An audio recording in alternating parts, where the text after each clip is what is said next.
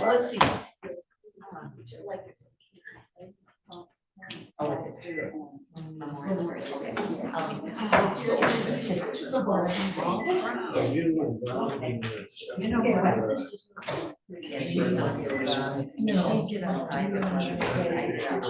And Sarah, it is, but it's an issue without a conclusion.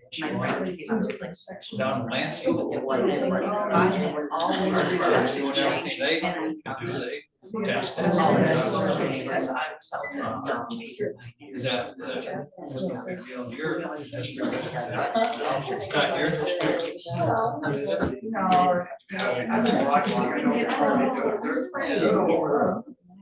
She gave you. Sure. Yeah, I know. I don't.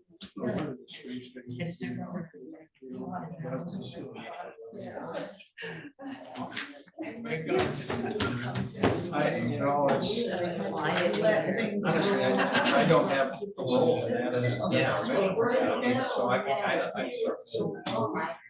stayed out of it. Listen to it, but it's you know, depends whose house it was. But I can remember.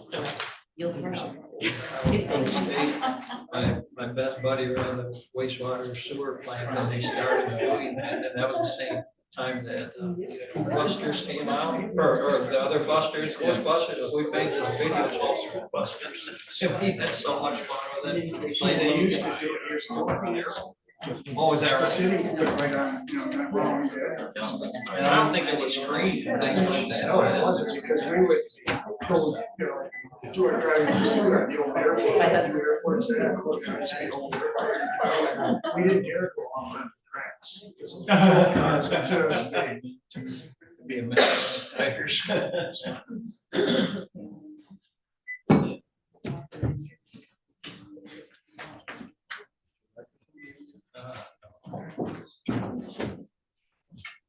Trying to stay.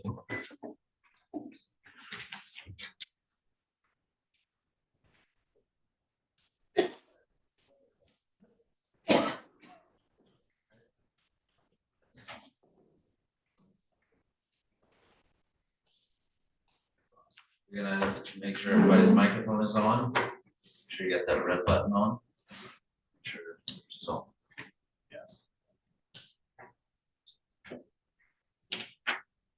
Alright, if we can, I'll call this meeting to order. If we can stand for the pledge, followed by a moment of silence.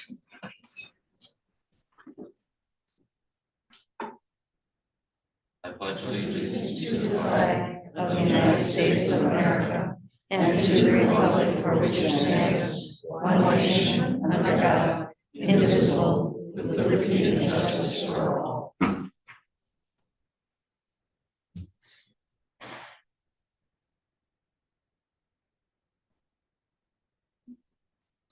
Thank you.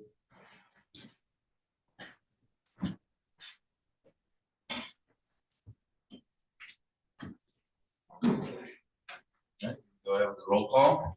Commissioner Robbins. Here. Commissioner Walter, absent. Commissioner Bunnick. Here. Commissioner Wessel. Here. Commissioner Campbell. Present. Commissioner Elguyer. Here. Chairman York. Here. Thank you. Next up, we have approval of agenda on late additions or deletions, and I believe the administrator has something he wants to add to the agenda. I'd like to add what would be item 9E. I'm calling it the water level monitoring project. It relates to a notice that we received from Eagle regarding a project that needs to be done at the law enforcement water system regarding monitoring the level of the well.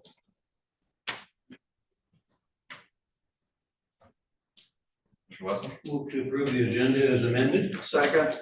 Supported by Commissioner Robbins. Discussion? Not all in favor of that motion signify by saying aye. Aye. Opposed, say nay.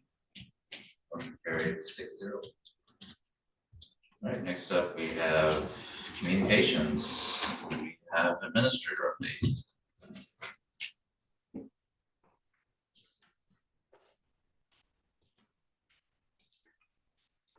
things that I wanted to bring to your attention since the last meeting. The first is on the financial status of Northern Lakes Community Mental Health. Twice this last month, the administrators of all the counties within the region that is served by NLCMH has been meeting to review initially the audit report.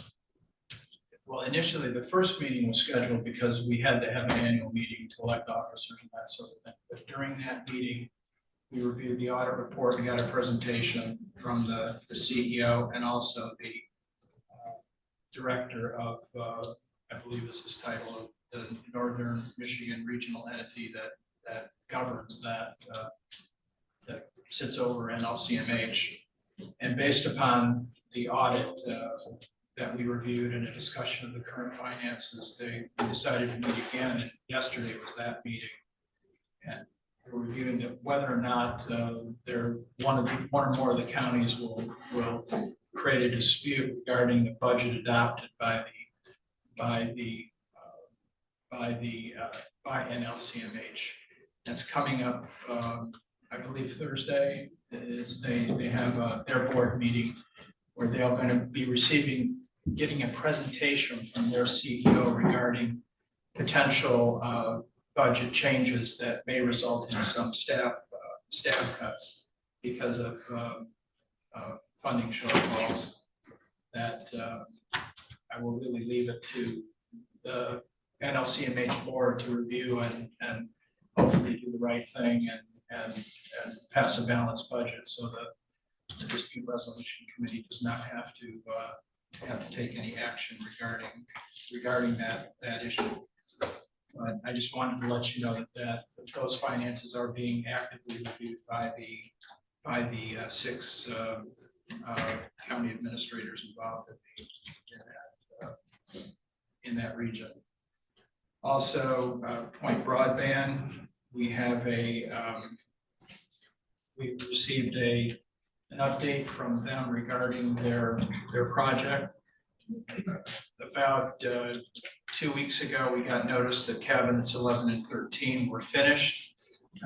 We are doing the best that we can to verify, based upon the data that we were provided regarding addresses that were connected or potentially connected, to verify that they're actually completing that project. We have made payment for 11 and 13, but we still have at least one, if not more, cabinets that will be completed that we can withhold if we have concerns regarding their progress. We did receive last Friday a notice from the chief operating officer of Point that they were anticipating as of probably today completing cabinet 14. We got a report that cabinet 1 was complete. Cabinet 2 was also in progress, but they had expected completion last week, but now they're looking at early June completion for that, and end of June completion for cabinet 7. So in all likelihood, by the end of June, that project will be complete. As you're aware, we no longer have a consultant to review that. He was actually verifying connections that were indicated as completed by Point, but we really don't have the capacity to do that. What we're doing is reviewing their basically the map and the addresses that they provide to us, that it corresponds with what they indicated they would do in the contract. So we're just doing as rough a comparison as we possibly can. So that's pretty much the status on that.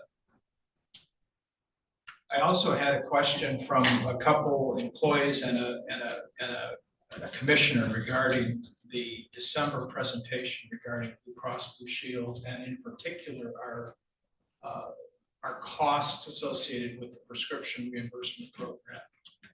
And that we have a meeting scheduled it's May 19th, I believe. It'll be the day before your full board meeting, where we're meeting with our consultant as well as Blue Cross Blue Shield, and two things. We're looking at looking forward to the possibility of renewing that coverage, of course, but also reviewing the prescription process and finding a way to provide you with updates regarding its status, so we're not going a full year of saying, here's what we've done and we're in this terrible shape. We want to avoid that situation, but find a way to present that data to you on at least a quarterly basis that we can report progress. I was hoping we'd have at least 3 months worth of data, January, February, and March, that we could look at to see where we're at and how we provide that to you in a way that doesn't disclose, what medications any particular individual might be prescribed. So the point of that update is we're looking into that, trying to determine what the best way to provide that data to you. So can I ask you a question? So Sure. that's a good idea. However, the employees are just gonna keep doing what they're doing. Well, we're hoping Okay. what we can do is, again, we can't force anybody to say, know. I'm not going to take this medication. That's not the point. But what we're hoping we can do is if there is a particular medication that is costing us an excessive amount and there is a cheaper generic, we can at least point that out to the employee. They obviously have to make their choice. Okay. But Let's hope there are cheaper generics. that would be one example of something that we could do. Again, we're not, want to assure everyone that we're not going to be in the business of dictating to anybody what prescription they take, but we will be monitoring that. So at least we can tell you this is going to be a problem come December, rather than have it spring on you at the time we're renewing the entire program. Yes, good. Jim, if I might also, I think I was the one who brought it up, and I think so. yeah, and yeah, I don't think it would be that big a deal to categorize drugs without the type of drugs without revealing who's using them. Well, you have your meeting and then we have our meeting.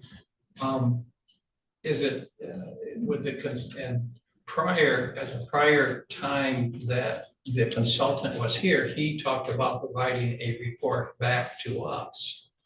Now, is he going to do that, or is he going to attend one of our meetings to do? And I say that because it was brought up in an emergency sense that things are getting blown up, and it wasn't like, oh, Jesus is going to be a little bit over. It was like he was.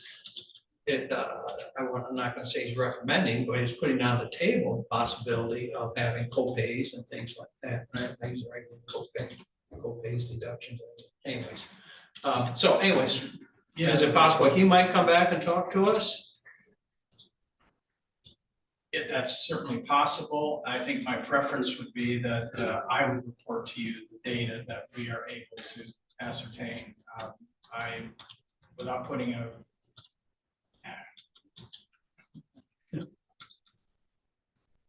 it's my responsibility to you that that program be well maintained.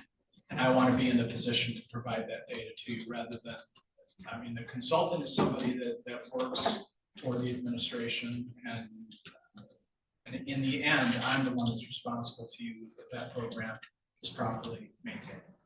And so in all likelihood, I'll be the one reporting to you regarding that, but with data provided by both Blue Cross Blue Shield and the consultant hired to review, because he does things a lot of things for us other than that. Right.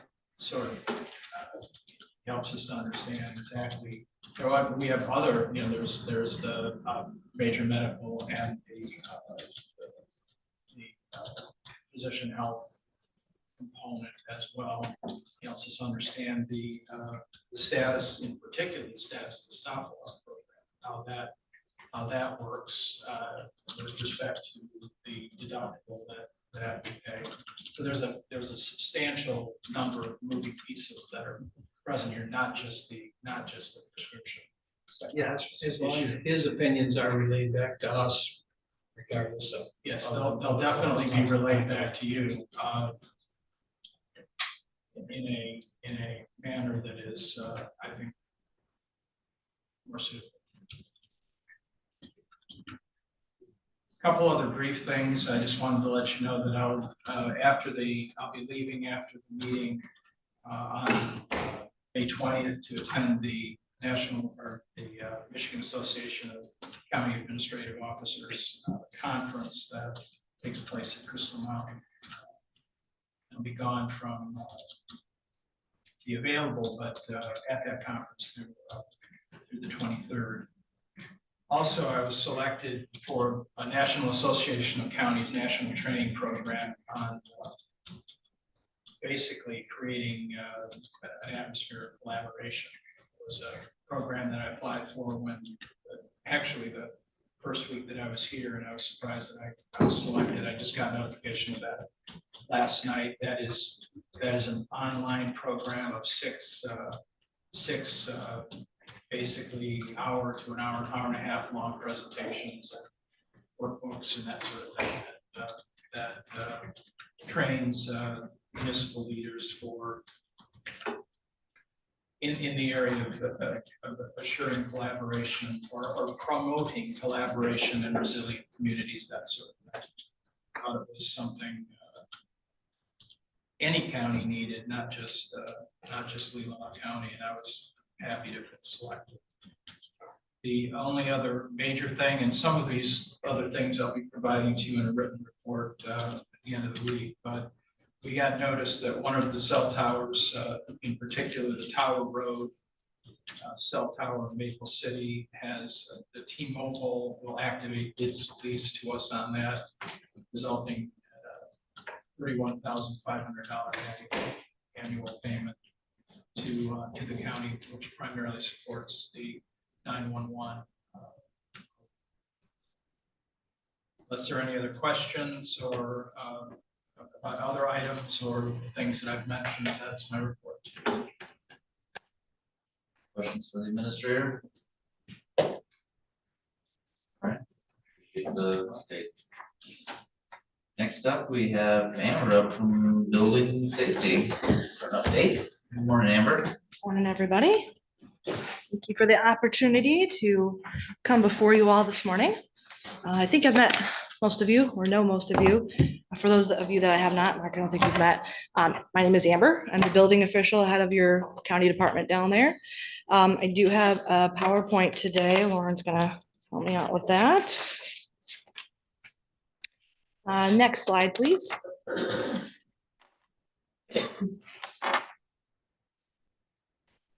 So this is our staff. I've got 3 ladies that help out in the office. They handle the daily calls, scheduling, inputting of permits. They deal with folks one-on-one that come into the office. And then we have 4 inspectors. So there are 2 building inspectors. There is a plumbing and mechanical inspector and an electrical inspector. So they are out of the office by 8:30, and then they come back in the afternoon briefly. So they are traveling around the county, taking care of inspections. Next slide, please. So there's just some brief information I included for you as to who we are and what we do. Everything our department does is for the safety and welfare of the general public, whether that's in your personal home or a commercial building. Just a little background on how our department itself came to be. Back in 1972, the state proposed Public Act 230, which is known as the Steele DeRossett Hale Single State Construction Code Act. It became effective January 1st in 1973, requiring all of Michigan to have one set of codes to follow that meet the minimum structural and safety standards. At that time, it also offered the opportunity for the state to handle the permitting and inspections or the local municipality. So our department itself started in 1976 as a result of that act. We are a self-funded department, meaning that county tax dollars do not fund our department, and our operational funds come from permit fees. So while county residents pay for the permit fees, no funds come from the general tax fund. It comes directly through permit fees. We review construction plans, we issue permits and perform site inspections. So again, most of the time our staff is out in the field. The ladies and I are in the office daily handling questions and concerns from the general public. We are required as inspectors to be licensed by the state based on their field of expertise. So some of my inspectors are dual licensed. They were also required to be, as part of that, to go through ongoing training and continuing education classes to stay up to date on the latest and greatest changes, what's going on in the industry. Next slide, please. So the following slides I included just as a little bit of extra data for you all to see what's going on in the county. So this slide has to do with new homes that have been permitted and constructed here since 2021. So you can see there's a little bit of fluctuation, but for the most part, we continue to see a steady stream or increase in the number of new homes in the county. Next slide, please. These are housing units. So when I say housing units, it's not a single family dwelling. So on the side there, I broke out what we're talking about. So Habitat for Humanity homes in Maple City, those are duplexes. So each of them counts as a unit. There's also the units that were constructed here in Merrick Road a couple years back. Those are also considered units rather than one single family dwelling. If anybody's familiar with Corey Flaska out of Cedar, he's got a couple different duplexes and what he's calling quadplexes under construction right now. So they're available for multifamily use. And then Waypoint Circle is a development that's just starting in the village of Sutton's Bay. So this gives you a breakout as to what we're seeing. I would say this is starting to become a little bit more prevalent in the county. Just in my time here, I've been with the county for 10 years. And when I started, we didn't see as many of these as we are starting to see now. Next slide, please. This slide has to do with commercial construction. The county doesn't see a whole lot of commercial construction, and there is a notation there that the numbers here also include things that people wouldn't necessarily use frequently. So commercial storage buildings, anything that's an accessory use. But we do see a lot of remodels and wineries, tasting rooms. Those are becoming more and more popular. So we see renovations to those, conversions to those, but not a whole lot of commercial in the county as a whole. Next slide, please. This slide has to do with code enforcement. So code enforcements are primarily for properties that start work without construction, but it's also what we use for what we call pre-construction meetings, especially on the commercial side. We like to sit down with developers, designers, and talk about the project before they get things started. My staff has really worked in the last several years, and starting under the previous building official too, to be more open to the public as to what we do and why we do it, and then to allow that dialogue. It's much easier to have a conversation before you start digging a hole in the ground and talking about what you're doing and making sure we're all on the same page. We also work very interactively with our other permitting agencies. So township zoning administrators, the health department folks, conservation district, the road commission, we're all part of the mix as a whole with different regulations. So our department ends up being the last stop for any construction project, depending on what you're doing, but you'll always start with the other levels first. Right, and then I just have a few talking points here for you. So building codes are not anything new. These have been around since the beginning of time. And I always like to include, for anybody that likes history, some stuff from Hammurabi in the Babylonian Empire. So if a builder builds a house for someone and does not construct it properly, and the house which he built falls in and kills its owner, then that builder shall be put to death. So codes have changed dramatically since then, but if it ruins goods, he shall make compensation for all that has been ruined, and inasmuch as he did not construct properly as the house which he built, and it fell, he shall re-erect the house from his own means. So there's no drastic. We're not putting people to death anymore, but the same premise is there. It's all about safety. There's minimum standards for that. People can build things well beyond that, or at least to the minimum. The inspectors wanted me to convey to everybody that on average, they travel around the county between 120 and 150 miles a day. So with large Lake Leelanau in the middle of that, they are ping ponging all over the place. Our busiest time is usually spring through fall when construction is booming. It's a little bit quieter in the wintertime. Just an update for anybody that's familiar with our online permitting. We've offered that here at the county since 2019. That was a great upgrade for us because the pandemic hit shortly thereafter and we were able to keep things running smoothly with all COVID-19 protocols. And we continue to see an increase in people using both that part of the software or just communicating through email. I would say probably 80 to maybe even 90% of what we see comes through electronic submission. There's not a lot of folks that are sending things through the mail or coming in person. We do still see several of them, and a lot of them are local contractors. They just prefer that daily interaction with staff, and we have a really good rapport with those individuals. But we do have that opportunity available for those that do not live locally, and it's a great means for that. And then I brought, just for reference, this is the original code book back in 1970. See how tiny this is?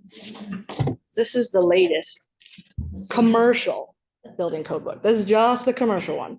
The residential one is a little bit thicker than this, and I would anticipate seeing something even thicker in the next couple months.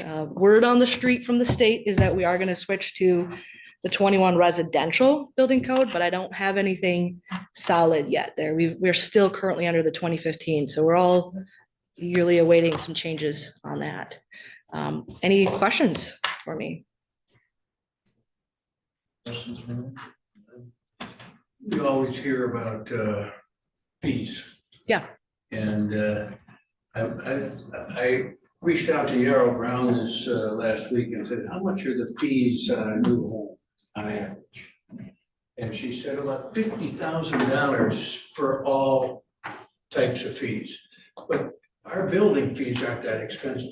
No, building fees are calculated based on the square footage of the home and what you're doing. The fees for our department haven't been looked at or changed since I think the early 2000s. As long as I've been here, they've not been modified. So on average, I would say between 1,000 to maybe 1,300 for a building permit. Again, it's dependent on the size of the home. We're seeing a lot of larger homes, not a lot of smaller homes. The electrical, plumbing, mechanical, it's all based on what you're installing in the home. The bigger the home, the larger number of bathrooms. So example, on plumbing, that's all based on fixtures. If you put in a home that has 5 bathrooms, you're going to have a higher permit cost than somebody putting in 1.5 because there's more fixtures. But 50,000 seems very high to me. I don't know what the other permitting agencies are at either. I suspect some of that was utility hookup and sewer install and that sort of thing. If you have an inspection and I don't pass, you come out again, is there another fee? There is, but it's also dependent case by case. I work with the inspectors, and between them and myself, that's a decision we make. If it's a case where we were called out by mistake, we waive the fee. If it's a case where they've been out there and they've talked to the person before we went out there about what was going to be needed, yeah, we're going to charge the fee for that. Yeah, Bill? And I know a couple of your inspectors, in particular, John Schaub, when we were building Leelanau, I sure do appreciate his help. And my son's an electrical apprentice, and boy, he was so helpful. So, Good. and that little bit of personal touch. I had this on the agenda later on housing fees, affordability. And I wanted to just start a conversation. I wanted you to know that my thought on it is to start a conversation with the building safety department on if something may be palatable and possible as far as helping the affordable housing side of things. So I did not anticipate that at all as being a one-way street. I anticipated that as a request for suggestions on why something like that might work or might not work in Leelanau County. And in my mind, that is one of the few, I mean, with the exception of land bank, which they do a great job of holding properties, keeping them off tax rolls until they're sold. But with the exception of that, there's very little else that county government has our hands on as far as construction of these affordable homes. But I thought it was something that we could look into anyways. Yeah, I appreciate the opportunity to dialogue about it further. Thank you. Mr. Rollins? About a year ago, you changed your hours. I think it was, how's that working? It's working out really well. The majority of people were not coming in between that last hour, especially because of the electronic submission options. So what we were seeing is the office staff staying there for an additional hour with very little to do. Most folks are coming into the office earlier anyway. Contractors are used to being able to catch the inspectors first thing in the morning. So I personally haven't heard any complaints, and we did send out multiple notices. I have an electronic way to communicate with the contractors to let them know. And I think when Richard was here, we had a 2-month window before that went into effect too, and we did not hear anything from anybody. You may have kind of answered that, but I had two parts here. One was the hours, and I think you guys shut down early or something there to do your paperwork about a year ago. You changed your hours. Yeah, the hours, we used to be open as a whole from 8 to 5. Yeah, Inspectors always left at 3:30 because they come in earlier than the office staff. there's that part. Then I guess the second part was, not too long ago, you went to a 40-hour work week. How's that working?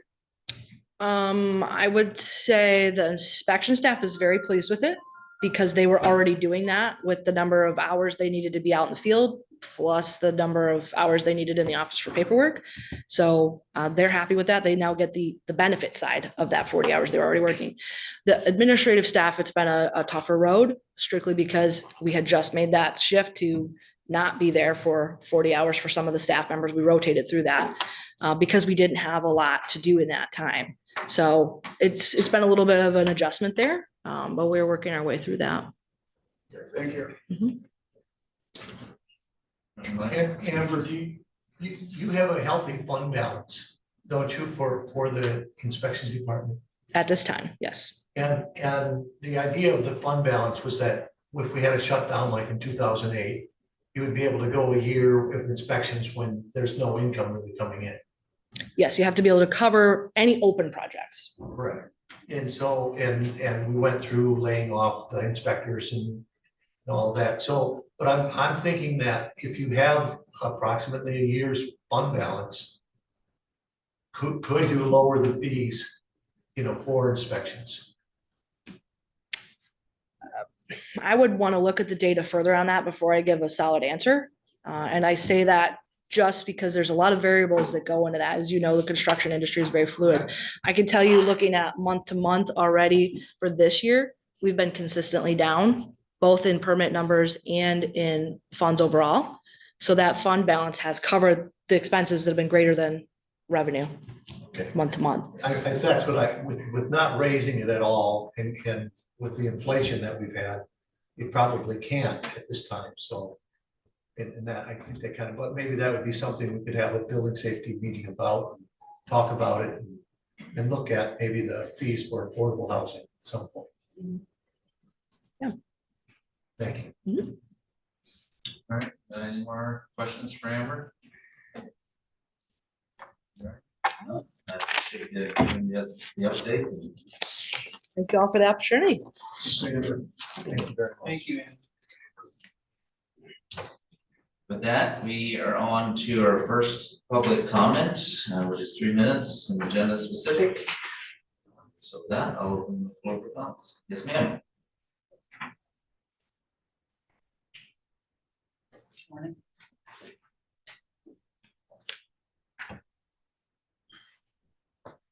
My name is Carrie Eder. I'm speaking on behalf of my husband, Milton, and myself. We live in Empire Township. Over the past few months, there's been an on-again, off-again discussion of the 2% grants, with a few commissioners voicing concern about whether it is their role to make recommendations to the tribes and assist in making funding available to address the needs of county residents. The tribe's willingness to support ongoing not-for-profits rather than establish their own parallel initiatives is to be commended. The commissioners are encouraged to follow the tribe's example and support existing community organizations which keep government small while strengthening community resources. The Leelanau County Commission website homepage states the commission's responsibilities include setting county policies, a lot of which focuses on taxes and finances and the disposition of county property.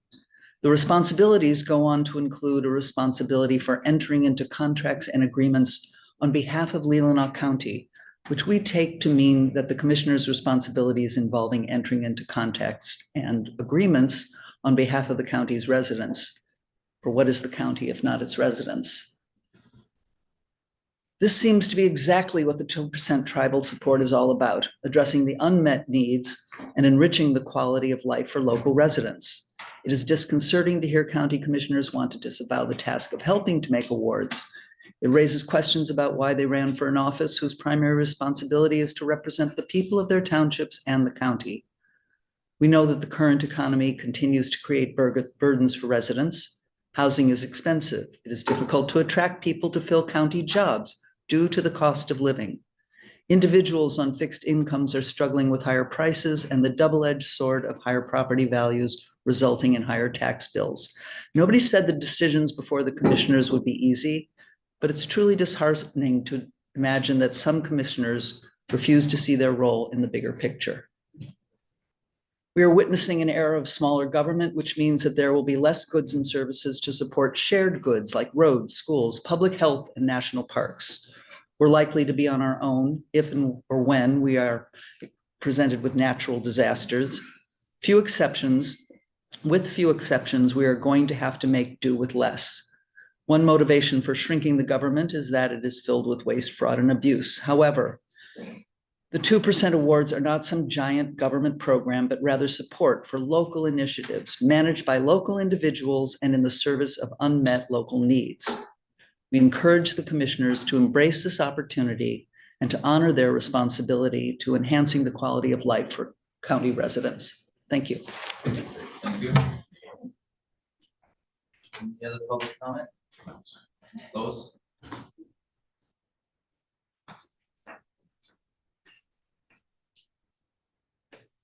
Lois Bailey, Village of Suttons Bay. So you opened the door on the affordable housing issue, and I don't see that the building permits are really the hangup. As soon as you get out of a situation where you have sewer and water available, and those are so rare in Leelanau County, that you're in a rural area where you have to figure out drain fields and septic tanks and how much land you're going to have to allocate for that separate field that just eats up your land cost or land space, and it's very costly to acquire the land. And then if you're getting into multiple units where you need to go to a more commercial well and you have to have an isolation distance around that, again, you're taking more land out of your availability for use for the housing that you're trying to build. So I would try to be more flexible on looking at other septic waste systems. There may be others in other communities that work, and yet we seem to be kind of rigid in saying we've always done it this way and we should always do it this way. And I'm not sure that's really the case. So thanks. Thank you. Your public comment?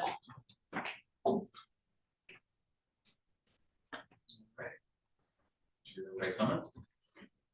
All right, next up we have commissioner comments.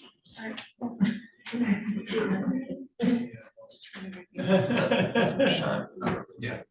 No commissioner comments. All right, I'll move on to Ms. Shively. I was ready. Good morning. My name is Sri Shively. I'm the manager of the Community Corrections Department for both the 13th Circuit Court and the 86th District Court. I'm here for two purposes today. I'm just going to give you an update about what our services are for the courts, and then I have a request for a grant submission from the board. So our Community Corrections Department operates much as the building inspector said, is on a public act. So it's Public Act 511. It's the Community Corrections Act. And what that is for is it is funds that are generated and dispersed from the Michigan Department of Corrections to local county governments. And so Antrim, Grand Traverse, and Leelanau counties are a circuit and a district court. And you have each entered into agreements with the Michigan Department of Corrections through what we call our Community Corrections Advisory Board. Commissioner Robbins is on our advisory board for Leelanau County. And that advisory board operates on behalf of the 3 different counties. And so we have members from prosecutor's office, each sheriff's department, commissioners from each county. We have business representatives and public agencies to provide services to individuals that we provide our services to. And we have judges from the circuit court and the district court on it. And so we have an advisory board that governs everything that we do. Every year we submit an application to the state of Michigan for funding, and I'll get to that at the very end, but that's the majority of the funds that we have for our department come through a grant through the Michigan Department of Corrections. The purpose of community corrections is to meet the needs of offenders in our court system to ensure that we are providing safe public supervision for them, and that we are addressing some of the service gaps that they are not able to get into the community. And so we have a couple programs that we do through community corrections. The first that we do, let me back up. So the funding that we get through the Department of Corrections is only for felony offenders that are coming through the court system. But we also service misdemeanors that come through the district court. And so we have 2 funding sources through each of your counties put in a certain allocation to determine based on what the services that we've done for the year prior. Typically, Leelanau County is about 11 to 15% of those that we serve through our services. And so one of the programs that we have is pretrial services. And so what we do is anytime there is a new person who is arrested in the court system and charged with a felony, my staff, and I brought a couple of my staff today. So Sydney is the one that does our pretrial services program for Leelanau County specifically. And she will either come up or she will Zoom into the jail and she will interview anybody who has just been arrested and charged with a felony. A part of that interview is she's gathering some data from the individual as to, are they local to the community? Do they have local ties to the community? Whether or not they have mental health needs, whether or not they have substance use disorder needs, things like that. She's also running a very, very lengthy investigation into their criminal history and their criminal involvement. And it doesn't just focus on cases that might be in Michigan. It's a nationwide search through Lean. She then will create what we call a praxis report. And so that report is a risk report that we then submit to either the magistrates or the judges that are going to see those individuals and determine whether or not they should, number one, be released on bond, and if they're released on bond, what kind of conditions. And so our report that Sydney writes up calculates, and it's based on a scoring system of 9 different categories. It's based on their criminal history, what we call failure to appear. So have they in the past not shown up for court? Have they in the past absconded through the court system? And so that's one of our highest risk offenders or risk offenses, scoring wise. Whether or not they live locally. And so we want to make sure that this person is going to come back to court. That's the number one thing that we're trying to determine, is if they're going to come back to court. And so the report will indicate what their score is and if they should be released on bond. Number one, if they should be released on bond, period. There are 4 certain crimes our Michigan Constitution allows a judge or a magistrate to just flat out deny bond with no explanation. And so first is just murder. The second is CSC, so criminal sexual conduct in the 1st degree. And the other 2 are interesting: safe breaking and treason. And so we don't really deal with safe breaking and tracing anymore very much, but we definitely do with the other two. And so other than that, anybody in the state of Michigan should be granted bond and released from jail, depending on whether or not they have a risk to return to court or not. And so that's what our praxis report does. It's an unbiased report. It is not for the defendant. It is not for the prosecution. It's not for the court. It's an unbiased report that we give to everybody based on just the picture that we've created for somebody. So it's a pretty in-depth investigation that my staff does to let the judges and the magistrates just know exactly who's before them. They don't have time to do that themselves before they're going to see the pile of people that they have coming before them. And so my staff do that. And again, we only do that for those charged with felony cases. We don't receive funding for anybody who is charged with a misdemeanor. Then what happens with somebody who is released on bond is if they're released, my staff, and again, is Sydney for Leelanau County, supervises that person, clear through their case until their case is fully resolved, whether that be their case is dropped or they're sentenced. And so she's their contact person. And what my goal is and what our goal is through the department is to have somebody be successful on bond and not return to jail. And so what can we do to help you return to court, to comply with the bond conditions the magistrates or the judges have given you? Really what we try to do is be helpful to them. Again, we're not working for the court. We're not working for the defense. We're working for the individual to help them be successful on bond. But we do also monitor whether or not they're compliant. And if they're not, we have to forward that information to the court for violations. One of the things that we do that is the most significant is we are the department that monitors electronic monitoring for the courts. So if somebody is given a GPS, and those are usually because they have an identified victim that has either been assaulted or threatened. And so we set those GPSs up on individuals and then we monitor those. We do those all ourselves. We don't have another agency that we contract through. I'm the person that gets them on the weekends and on holidays and after hours. I get a notification about 12 seconds. I get a text message if there is any kind of violation. And so I can call law enforcement. I can call the individual. And I do that. I've done it on Christmas. I've done it the morning of my daughter's wedding. It's fun. Just fun. But I purposely don't want to farm that out to another agency. There are other pretrial agencies through the state of Michigan that do that. That's fine. They have much larger populations that they're dealing with. I don't like to do that. I want to be, I know our sheriffs. I know the deputies that I'm speaking with. I want to be able to respond immediately to those things.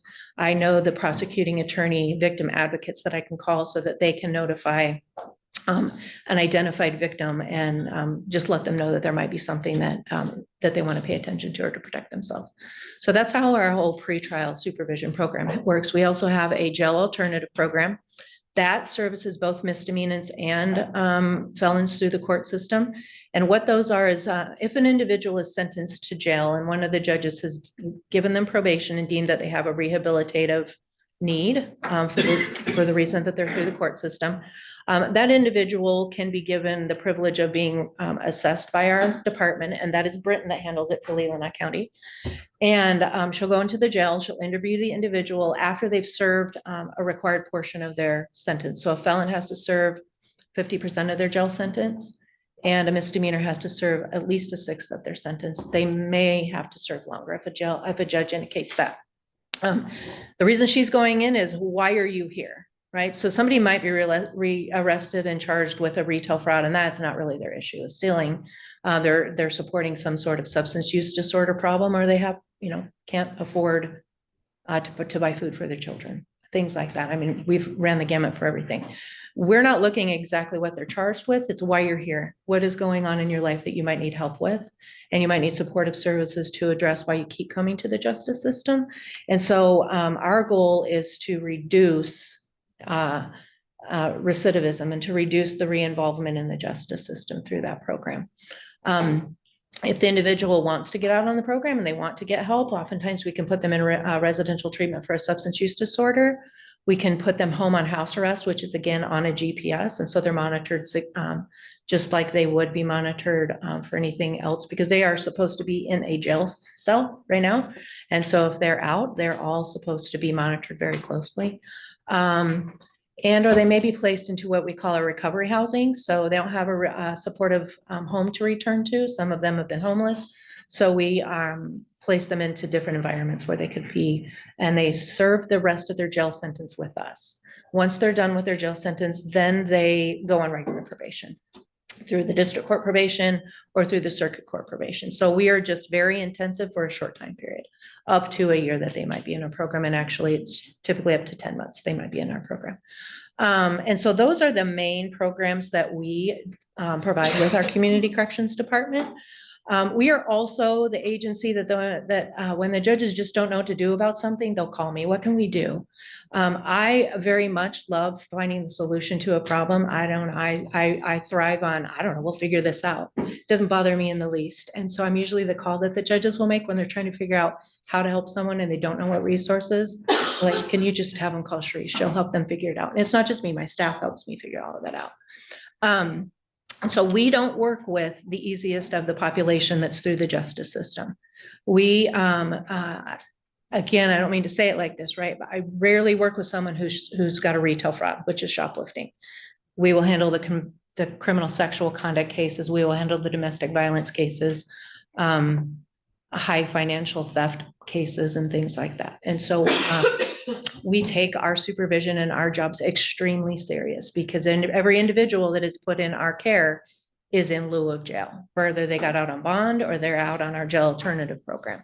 And so we take that very seriously. My staff know that I think that's a heavy responsibility to put on our shoulders, because you as a community and you as commissioners should be confident in the people that are coming through the justice system are being supervised appropriately.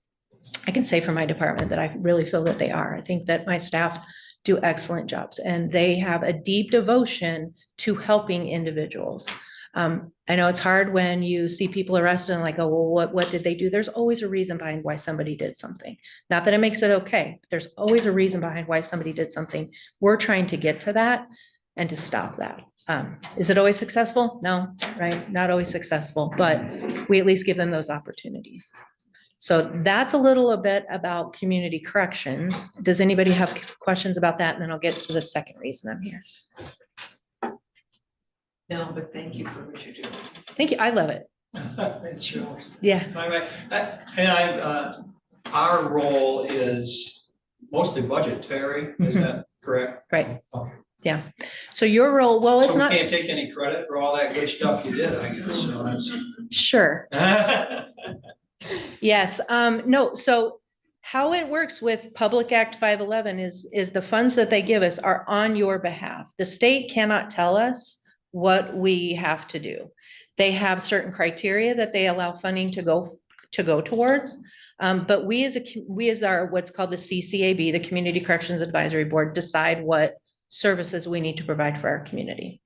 I will say, you're all aware that Antrim County is trying to leave the district court. That may or may not have an impact on community corrections. We're the 13th Circuit Court Community Corrections, but we also provide services to the district court. We are all actually district court employees. So it makes it this is going to be a very confusing thing for us. And I am just waiting to see what happens with that whole process with Antrim County. I anticipate it causing some changes and I don't know what those will be. Again, I don't care. We'll figure that out. Change is fine for me. Doesn't bother me in the least, but it is your constituents are in the jail. Your people who come into your communities and they're committing crimes in your areas. So it very much does matter to you, because those are the people that we're working with, are people who are doing things that are against the law in Leelanau County. And so it matters to Grand Traverse, it matters to Antrim, the things that we do. And so I think that it should be very important to you, the kind of things that we do, not just how much money you give us. Thank you. You're welcome. Any other questions? We have a motion. No, so I need to then explain the second part that I'm here. Oh, So we have a grant application every year that I have to submit to the Michigan Department of Corrections, and that's due June 1st. What I do is, and Commissioner Robbins was there, I present that all to our Community Corrections Advisory Board first.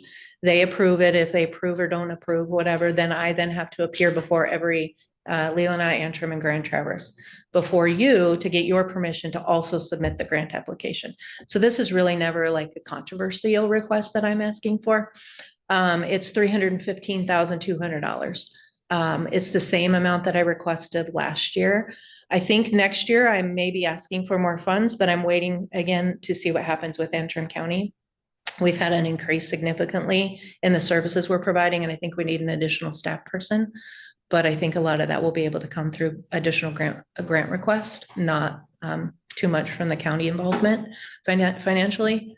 So that's what I'm actually here for you to do today is to, and that's the resolution. And my request is that you allow me to submit an application to the Michigan Department of Corrections for $315,200 to continue services for the next fiscal year. Money? I move to recommend approval of submittal of the annual MDOC/OCC 2026 13th Circuit Community Corrections Grant Application and adoption of resolution 2025 numbers in the amount of $315,200. Second. Support by Commissioner Robbins, discussion. All right, I believe that's a resolution, so we gotta do a roll call on that.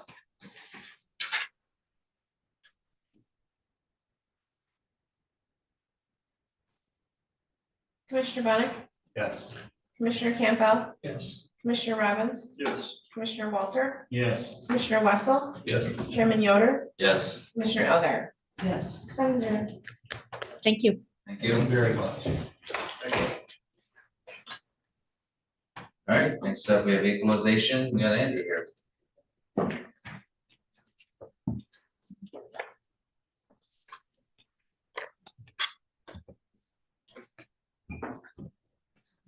All right, good morning.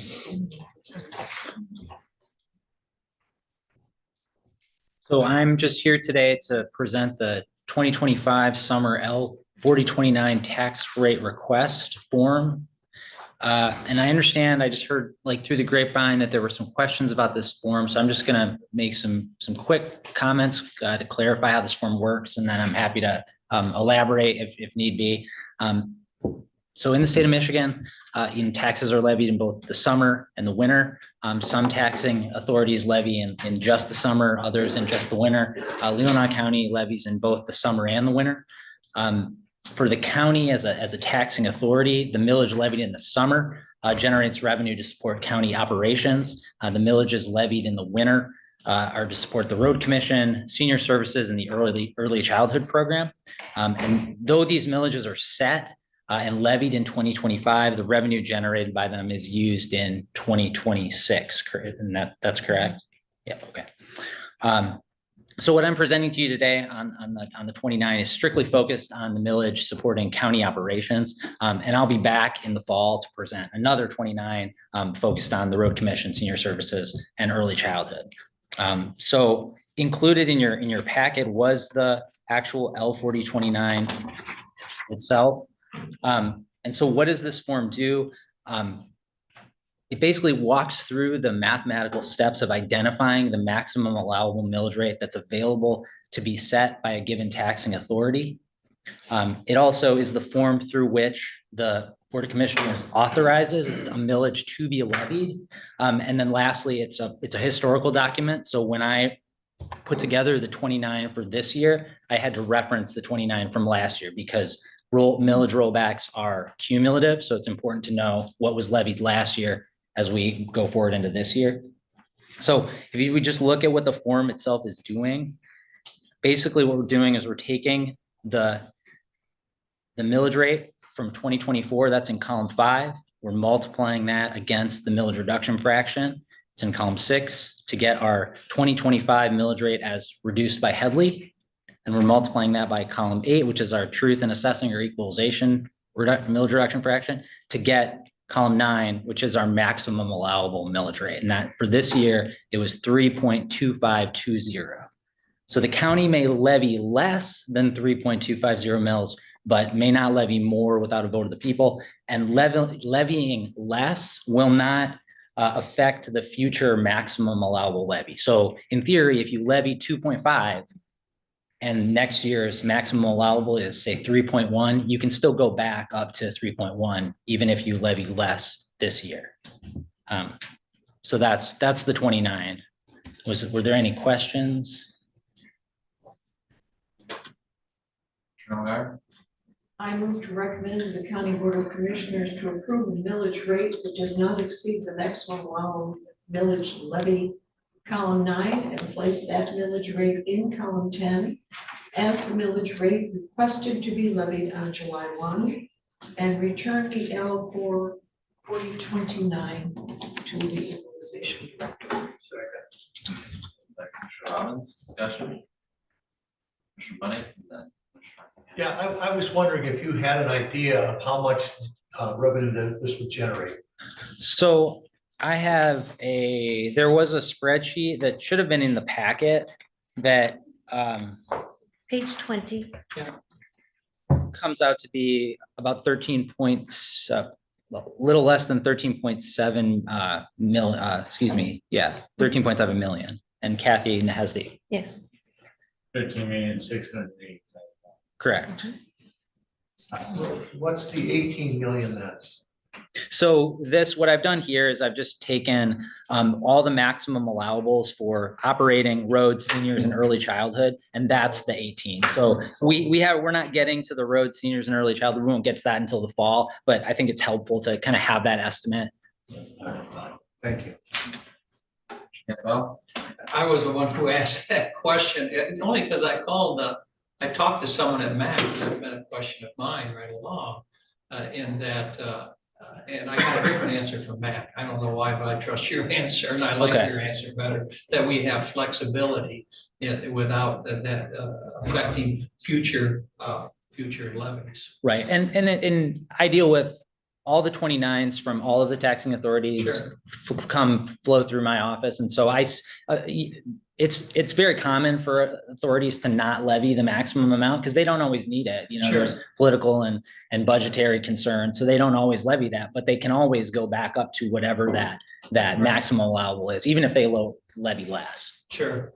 I just in passing, it represents nearly a 5% increase in revenue for the county, and over 2 years, quite a bit more, because the big one was the year before this. Correct. Right. Where we didn't have a millage reduction fraction at all. Right.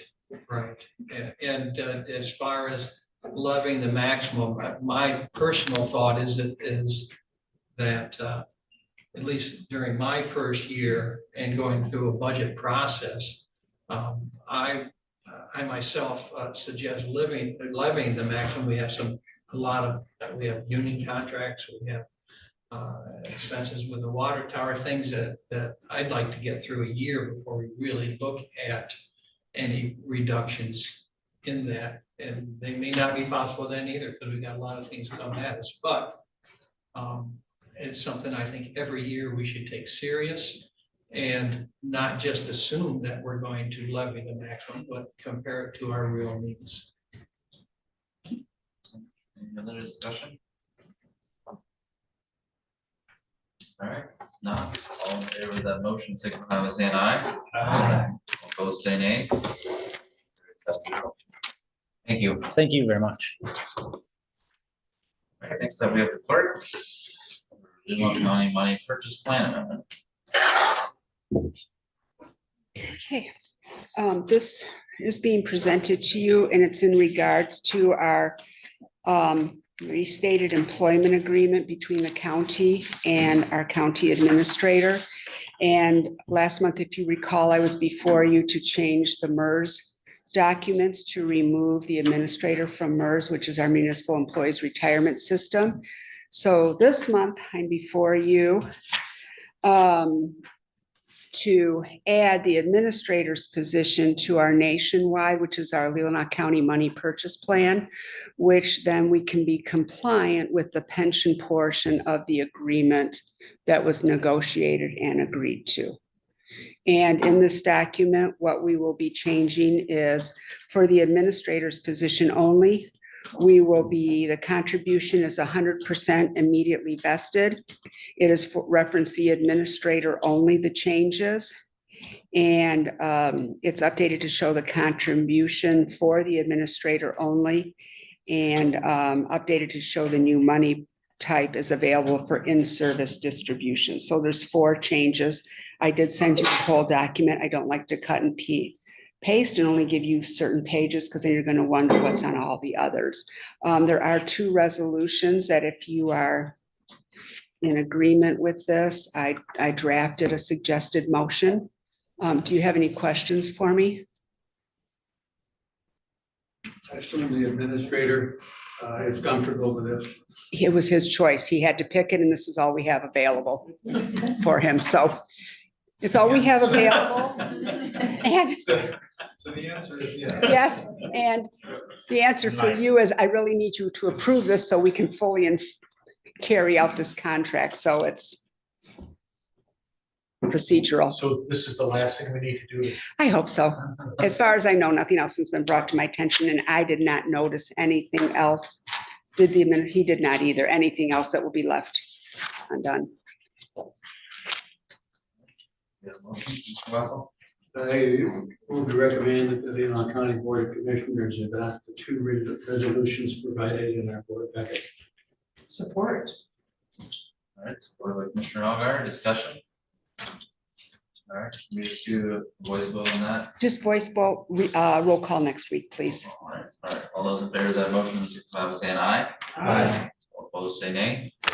Carried 7-0.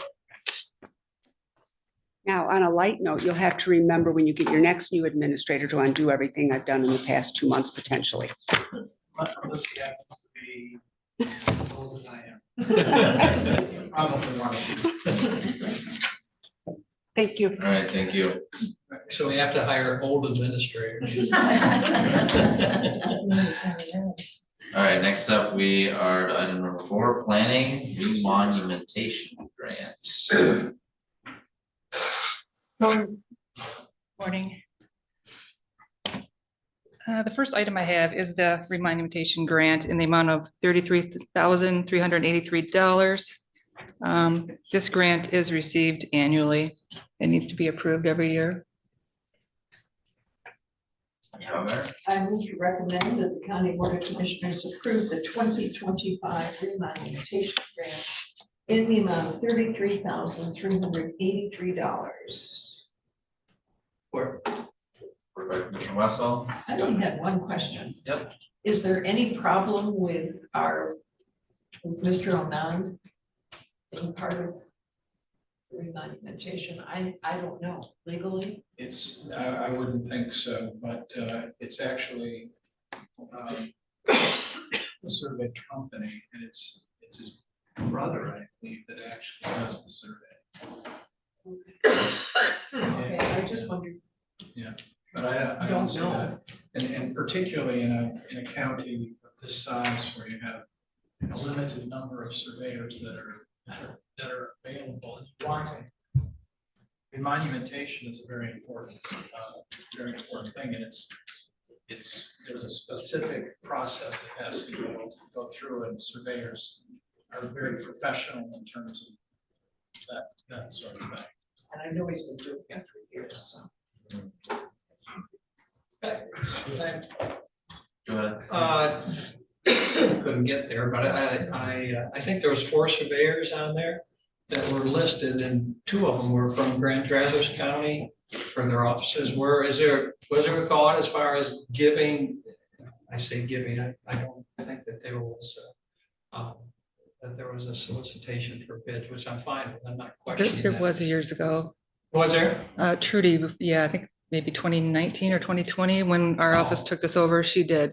Was there a thought to giving that to all Leelanau County surveyors rather than half from? I'm sure it was whoever provided a bid.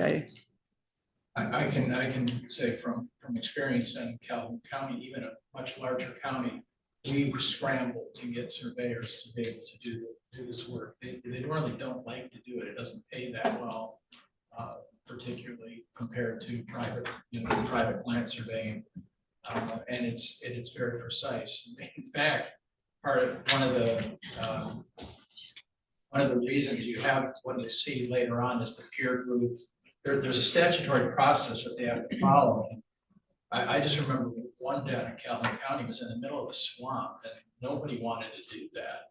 But that's where the monument had to be placed because that's where the section corner was. And it had gone unmonumented for years because nobody wanted to do it.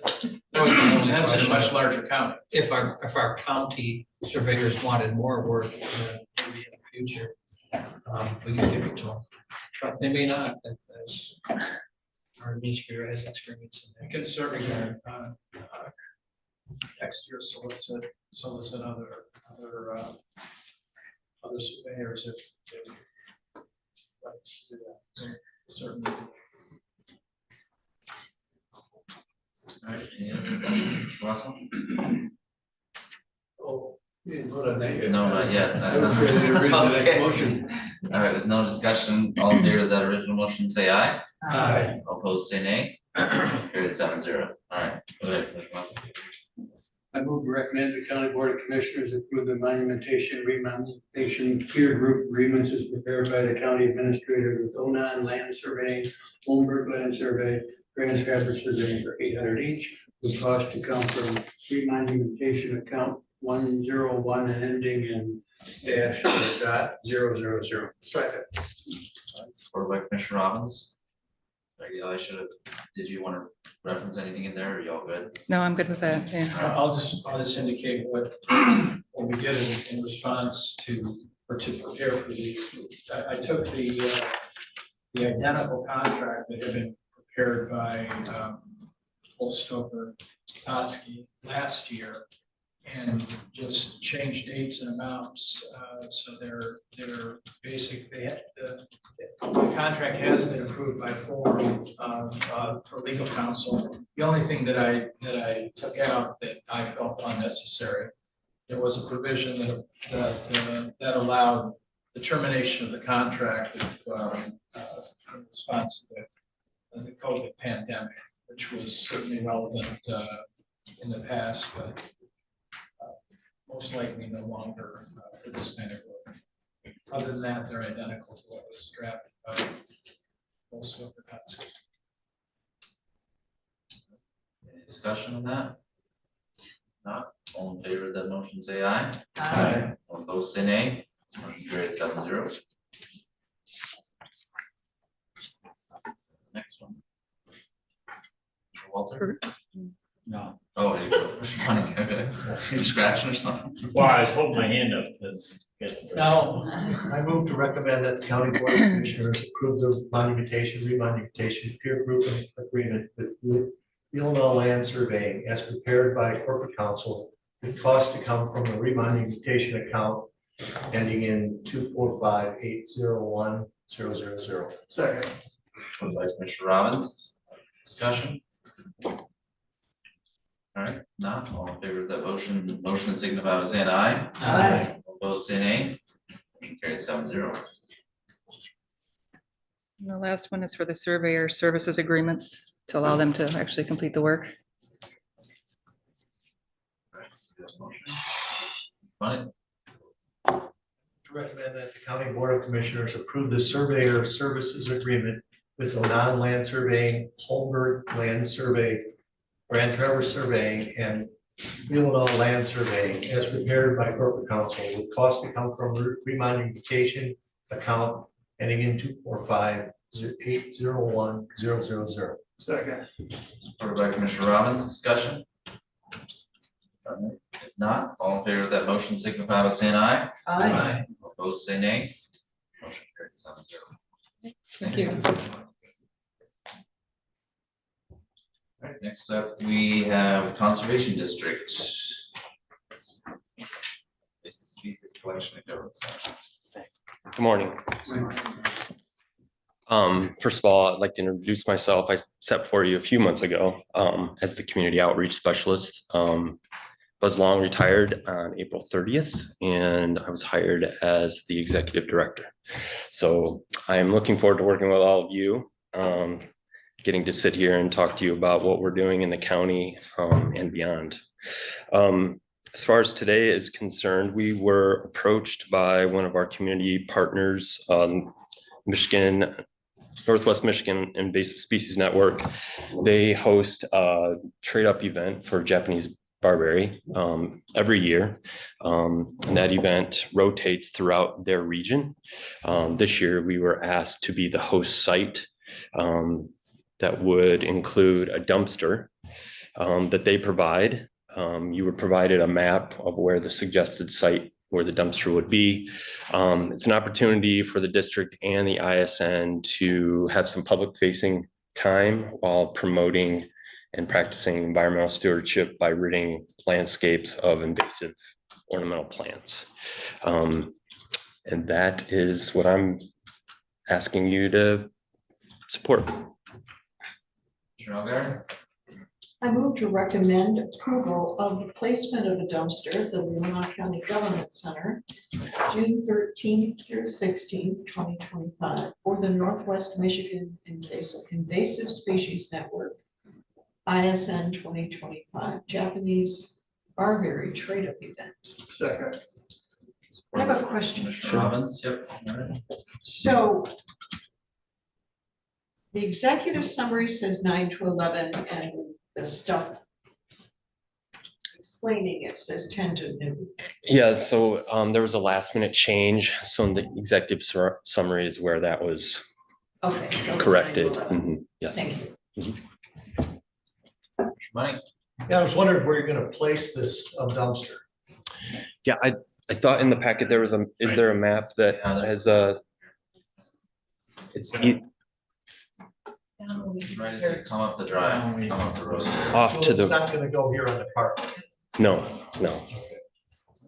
And depending on participation registration, that will indicate the size of the dumpster up to 10 yards. So if we have a huge sort of outpouring of interest, it would be a 10-yard dumpster, but if less, then it'll How are you gonna place it there? Are you gonna have a truck that drives on that property? GFL will place it. They've placed it there before. This isn't the first time the event has been hosted here. So we have to sign up? Yes, and all of that information is going to be sent out through ISN this coming week. Okay. Yeah, I was wondering how they placed it there before, if this is the first time we're hosting it. It's not the first time we've hosted it. I wasn't around when it did, but it's not there anymore. So I figured they were able to get in and get out. From a 10-yard dumpster, there is a pull-off site at the bottom there that I believe it gets used occasionally. Discussion? All right, if not, all in favor of that motion signify by saying aye. Aye. All opposed, say nay. Motion carried 7-0. So where will people go to sign up? I mean, where is this? So it'll be on our website, leelanaucd.org. We have an events page there. Northwest Michigan ISN also has a website, and people will be able to contact either office to register. Okay. Thank you. Yes, thanks. Yeah, I've got something. So if you register, just as a little plug, it's $5 per plant, up to $50 that then can be used for native species. Thank you. All right, next up we have Parks and Rec, which is a fish for kids fishing day. Something you want to update us on? Or? Certainly. Starting at page 127, it's a request to essentially pay for the fish that were used back in on the June, or they're scheduled for the June 22, 2005 fishing derby. I get my fishing derbies mixed up. We're already had theirs. But this will be at Veronica Valley. This is a program that's been funded over the years, as I understand it, and routinely we've taken that from the account stated in the suggested recommendation.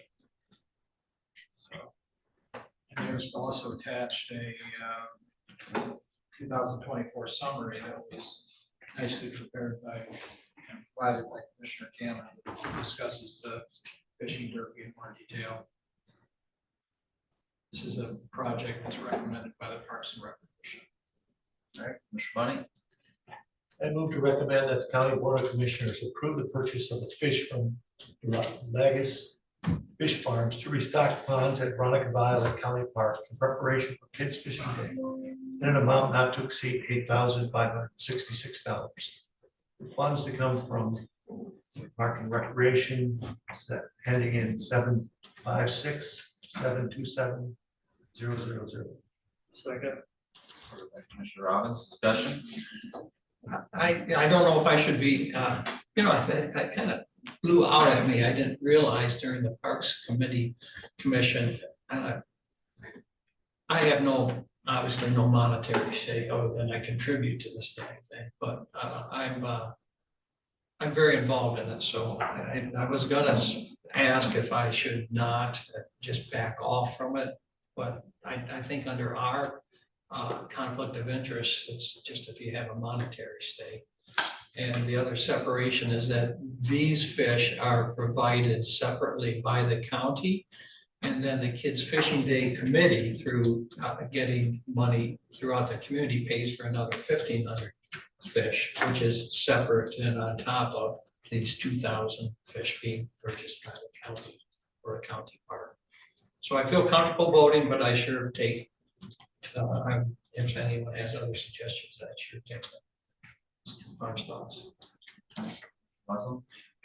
Alan answered my question. I remember that there were additional fish, Yeah, but I didn't see reference to it, and it's, you're not paying the whole shot. no, and these prices are exactly the same as a year ago, thankfully, and quite unexpectedly, actually, because they did go up a lot last year. And those of us involved, including about 1,000 folks who showed up last year, sure appreciated the extra contribution from the county. The discussion? Not all in favor of that motion signify by saying aye. Aye. Opposed, say nay. Carried 7-0. All right, next up we have HR, updates to job descriptions. You should have the red line draft and the originals. So the first three, I think, were a pay rate change. They went from hourly to salary, and that was not reflected at the time of that change in the job description. And those I'd like to get updated for the new website, so everything is current. And then the last one, I think, was missing who they reported to. So the assistant finance director reports to the finance director, not straight to the administrator. So that was that minor change. Are there any questions? Thank you for doing that. Sure, there's more to come. I just wanted to piecemeal it. All right. Hagar? I move to recommend that the County Board of Commissioners update the Assistant Finance Director position to report to the Finance Director, and the Senior Services Director, Register of Deeds, Chief Deputy, and Chief Deputy Treasurer positions be updated to exempt. Support by Commissioner Wessel, discussion?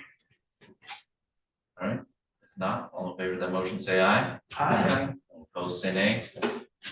Carried 7-0. Got the personal policy.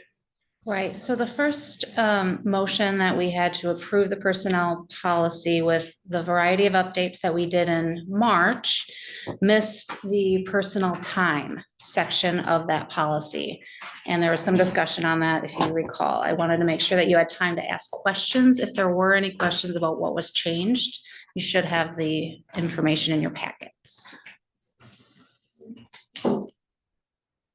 Awesome. I move to recommend that the County Board of Commissioners adopt the updated personnel policy number 1.07 to amend the personal days language in section 6B. Second. Commissioner Robbins, discussion? Can I just, because I think I saw in this one, again,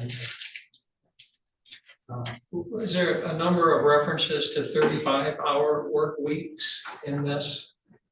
There probably are. There's 35-hour employees, 37 and a half, and 40-hour employees that are all under this non-union contract. Oh, Mhm. just because I know the unionized went all to 40, so. Correct. So you're not being asked to change any of those provisions, and this is actually what I would characterize as a housekeeping amendment.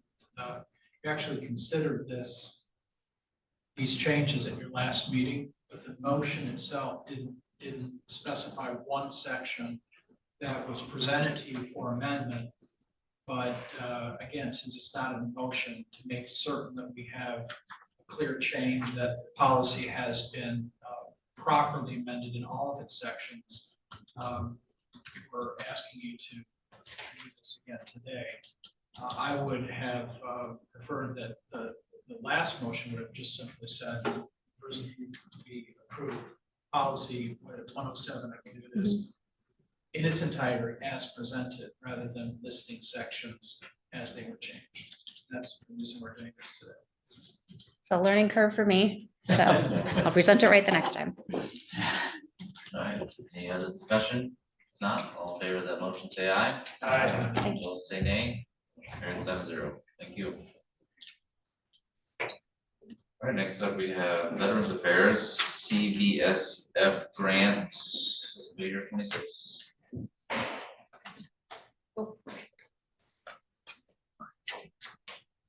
Earlier this year, Michael Roof came and presented that there would be the Veteran Services Grant, CVSF, for year 26 coming up. The state of Michigan provided the application after your April meeting, so he did prepare it, and it was submitted knowing that the signature and the approval would come later, and it's noted on the application. So this is asking you to approve the application, and then we'll find out what the award is later this year and come back to you for acceptance of the award. Elgar? Nobody else? That's okay. Commissioner Wesley? I move that the Leelanau County Board of Commissioners recommend approval to submit the CYSF fiscal year 26 grant application totaling $52,300 and authorize the board chair to sign same. Second. Commissioner Rollins, discussion? Walter? I will point out that Mr. Roof didn't come to this board both times he was scheduled. Today's date did not work for him, and next month And the would. last two times didn't work either, apparently. Well, But I just want to note that. my understanding, he was here last time and somehow he came in late and missed him, so. Yes, that is He was in true. attendance, I believe. That is so. true. Yeah, if he was here, I really wanted to ask the question if he's noticed an uptick. I mean, there's most of this, or a lot of this, most of this is in advertising to veterans, and I would be interested as to the effect of all that money spent reaching out through advertisements. I believe Lauren has acquired an appointment with him to come to you in June. So I think we could ask him to make that presentation in June and update you. I'm here predominantly to help us get that signature on that application. Any other discussion? All right, not, all in favor of that motion, say aye. Aye. Say nay. Carried 7-0. Thank you. We can do that. We can take a 10-minute break here.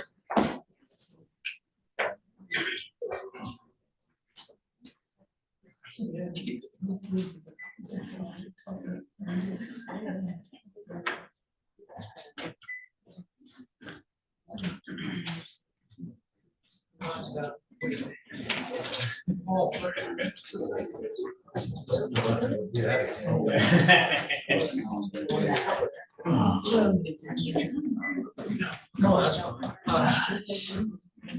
just seems like a lot to want to be. Wow. And more on veterans. People say, well, it's just state money, but, you know, hope that's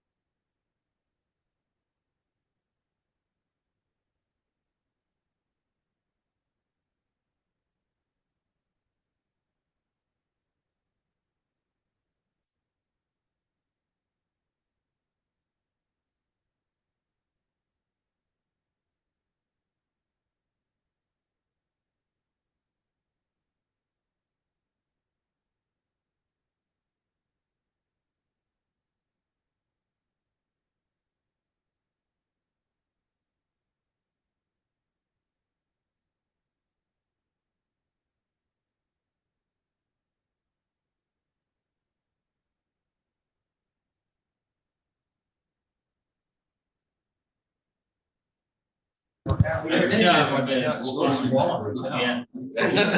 What did you I do? think you should just. I tripped and stuff. They're all like. You got everything lined up.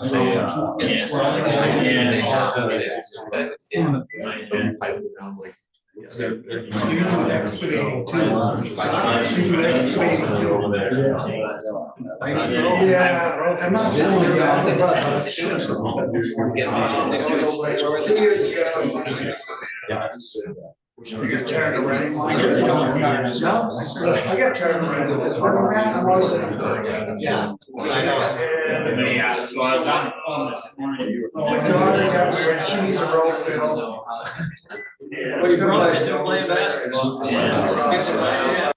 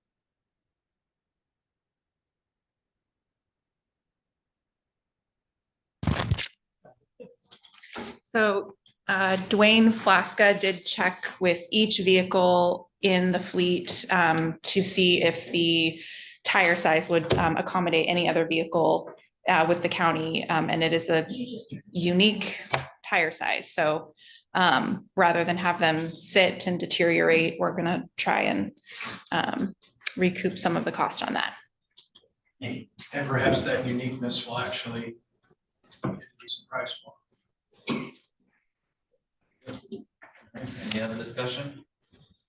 Not all in favor of that motion, say aye. Aye. Opposed, say nay. Motion carried 7-0. All right, next up, we have 2% applications. First one, Captain C's.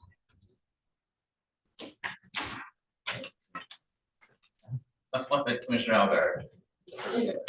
I would move to recommend the 2% allocation applications for Inland Seas Education Association, Home Sweet Home Housing, Leelanau County Sheriff's Office, Leland County Parks and Rec, Probate and Family Court, and the 13th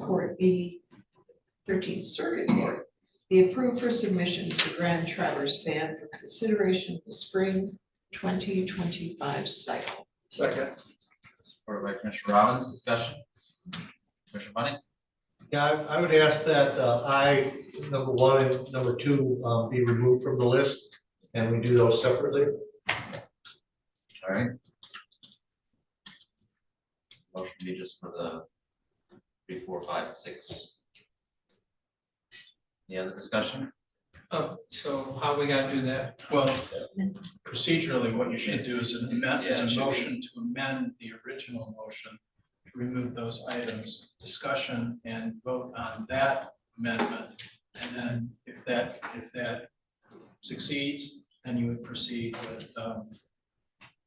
with the original motion with the 2 items deleted, and then consider the other 2 separate. That would be the proper procedure. Or we could have our second and the person who made the motion withdraw and just start from scratch. You could do that. Technically, that really is not the approach. Once there's a motion that's made, the motion needs to be addressed either as amended or as originally. I believe in our board rules, it does allow us to divide the question without debate. Correct, but there's already a motion on the thing. I did raise my hand, but she called that first and she made the motion. mean, to be honest. I would amend the motion to take I and I to, 2I off the motion and allow the other 4 to be. All right, Is there support? there's support for that amendment? I'll support it. All right. I support it without knowing which ones they were though. I think I know what you're saying. Inland but- Seas and Home Sweet Home nonprofit. Oh, yeah. Which other 2? That first two. Inland Seas and Home Sweet Home. I and 2I.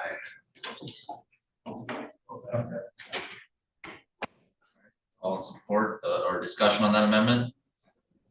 All in support of that amendment, say aye. Aye. All opposed, say nay. Nay. All right, motion carried 4-3. Say that again, 4-3. and that passed, No, failed. The amendment passed 4-3. Oh, okay, sorry. Yeah. The amendment. Okay, I think I'm gonna need to know who did, who's, Probably do a roll call then. yeah, who's yes and who's no. Okay, on the amendment to separate 1 and 2, Commissioner Bunnick, Yes. Commissioner Campbell, Yes. Commissioner Robbins, No. Commissioner Walter, Yes. Commissioner Wessel, No. Chairman Yoder, Yes. Commissioner Elgar. No. Thank you. 4-3. Thank you. All right, now we're back to the original motion with those 2 removed. All in favor of the original motion, say aye. Aye. All opposed, say nay. Motion carried 7-0. Now we're back to those 2 items.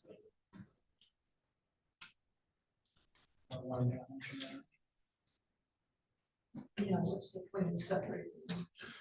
When we wanted to have them separate, I guess, so. we'd have Some that are motion. county functions and, direct county functions, some aren't. That's one reason why it's separated.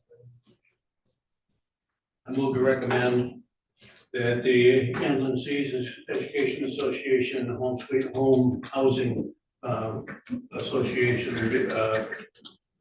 request be recommended, be approved. Support. Why did I mess that up? Did you I want to? support it. Why don't we do them one at a time? Yeah, No, That's what he I made a asked for. motion to do them both. And I know he did. Well, I would make amendment that we divide this question. I'll withdraw my motion. You can just make it. That was. That's a great motion. All right, so That's there's- seconded, so we're in the same spot. Yes, Right. so it's so everything's been You can't removed. withdraw your is motion. the, We is can't all right, do it, is, right, does the support accept the withdrawal of the motion by Commissioner Wessel? So Gwen, do you agree? You can, Oh, sure. okay. So motion withdrawn. All right, do we have a motion just on Inland Seas Education Association? I would move to approve the Inland Seas Education Association grant request for $15,000. Support. All right, motion made, supported, discussion. I just would like to know how, where this becomes a government entity and how the government is being improved by giving $15,000 to Inland Seas, if this should be accepted. Commissioner Wessel? I was approached by Inland Seas. They asked if it was possible to submit an application. I clearly think it's related to our parks and recreation programs in the county. We spend a lot of money on those. Whatever the Conservancy does and whatever Inland Seas does assists and supports our parks and recreation program. It is. All right, Commissioner Algar? I would submit that it also saves the county money to have the tribe support the development of a park. Leo Creek has been was the project for a long time of one untiring woman who was so devoted to it. I'm in an organization that gave them a yearly small, tiny grant to help. So I was delighted to hear that Inland Seas has taken over that project. And that is for our county residents, and it improves our county and the life in this county. And I believe, I am delighted that the tribe is open to supporting our county in that way. So I'm delighted that Inland Seas has taken on this project. Yeah, I would like, if you look at the police note and the application, it actually specifies the government entities that the 2% should go to. And we have the national parks, we have the state parks, we have township parks, we have trails by everyone, we have the TARP trail. That, do we need, are we gonna support all of those? I mean, because that's what you're saying we should do, because we have parks ourselves. And in many times, we don't even support our parks as well as that. So I would just say that supporting a trail is actually way beyond what this county should be doing when we already have so many trails and parks. This isn't a trail. Commissioner Campbell, and then. That's what they're doing. Actually, I disagree with both those premises. However, my feeling remains that we have no stick in this. Arguing whether nonprofits, I don't want to say arguing, but discussing or moving towards nonprofits should or should not apply. If we held the cards, if this was indeed our money, you could make that policy and you could make it stick. But we can't make that policy because there are a multitude of governments in this county that nonprofits and these groups can go to. So if we like to say it's our money, but it's not in our bank. And so to me, This is what the tribe wants to do, short of the lawsuit, which I don't think anyone here wants. This is what the tribe's gonna do, so. Any other discussion? Yeah.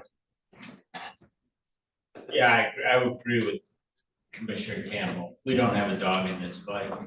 If they want to provide the money, it's just a cursory approval. Disapproval. We don't have any legitimate stance to deny funds for people asking for money. Right, well, last time.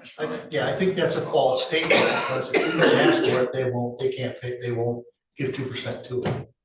We have to ask for it for them to give. We don't ask, they don't get it. So we do have a lot of say in it. All right, all in favor of that motion, say aye. Aye. All opposed, say nay. Nay. Motion carried 6-1. All right, next up, now we have the home sweet home. Algar. I would move to recommend that the Leelanau County Board of Commissioners approve the grant request for $12,000 for Home Sweet Home Nonprofit Housing Corporation to assist our residents in home purchases. Second. Supported by Commissioner Robbins, discussion. All right, not, all in favor of that motion, say aye. Aye. All opposed, say nay. Nay. Carried 6-1. Was that a hand, Commissioner Walter, or no? No. That was try and get the feeling. Sold, Commissioner Walter. All right, next up, we have discussion only on the 2% policy draft that our administrator has been working on. I'll let him kind of take over from here and.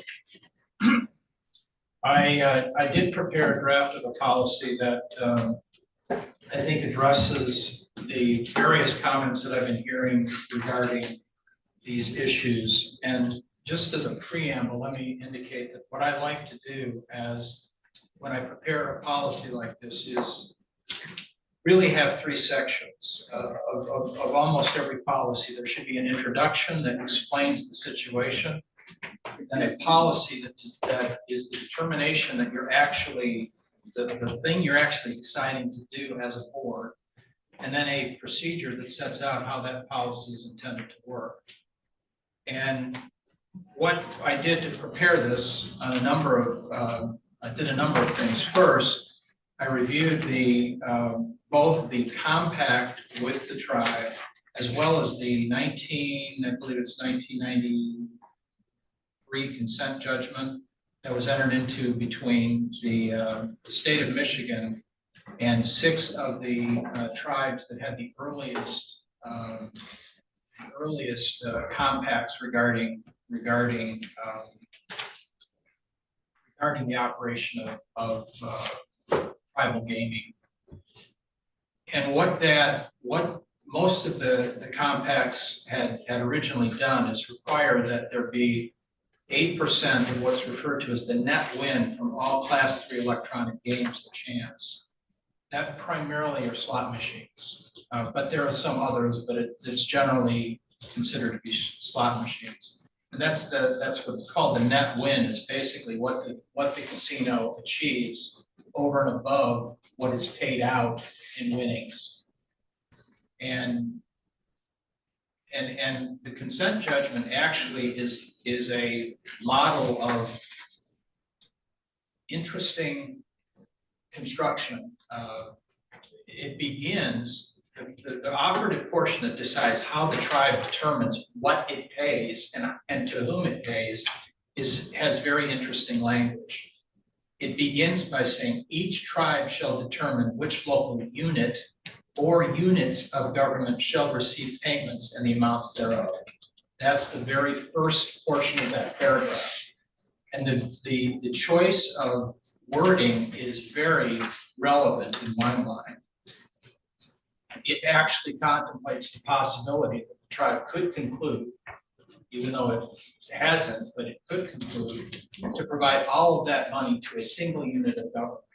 It could do so. And it has every ability to do so in in the first sentence of paragraph 8, that determines how they distribute those funds.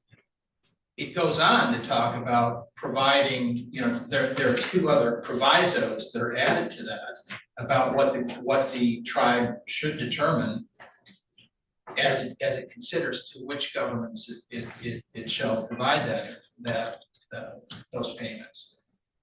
And it focuses on services that are provided to the tribe by government, things that we pay, so essentially getting paid back for providing a service to the tribe. And secondly, it talks about impacts associated with the existence and location of the tribal casino in its vicinity. It doesn't talk about much more than that. And then it goes on to say that each local unit shall receive no less than an amount equivalent to its share of ad valorem property taxes.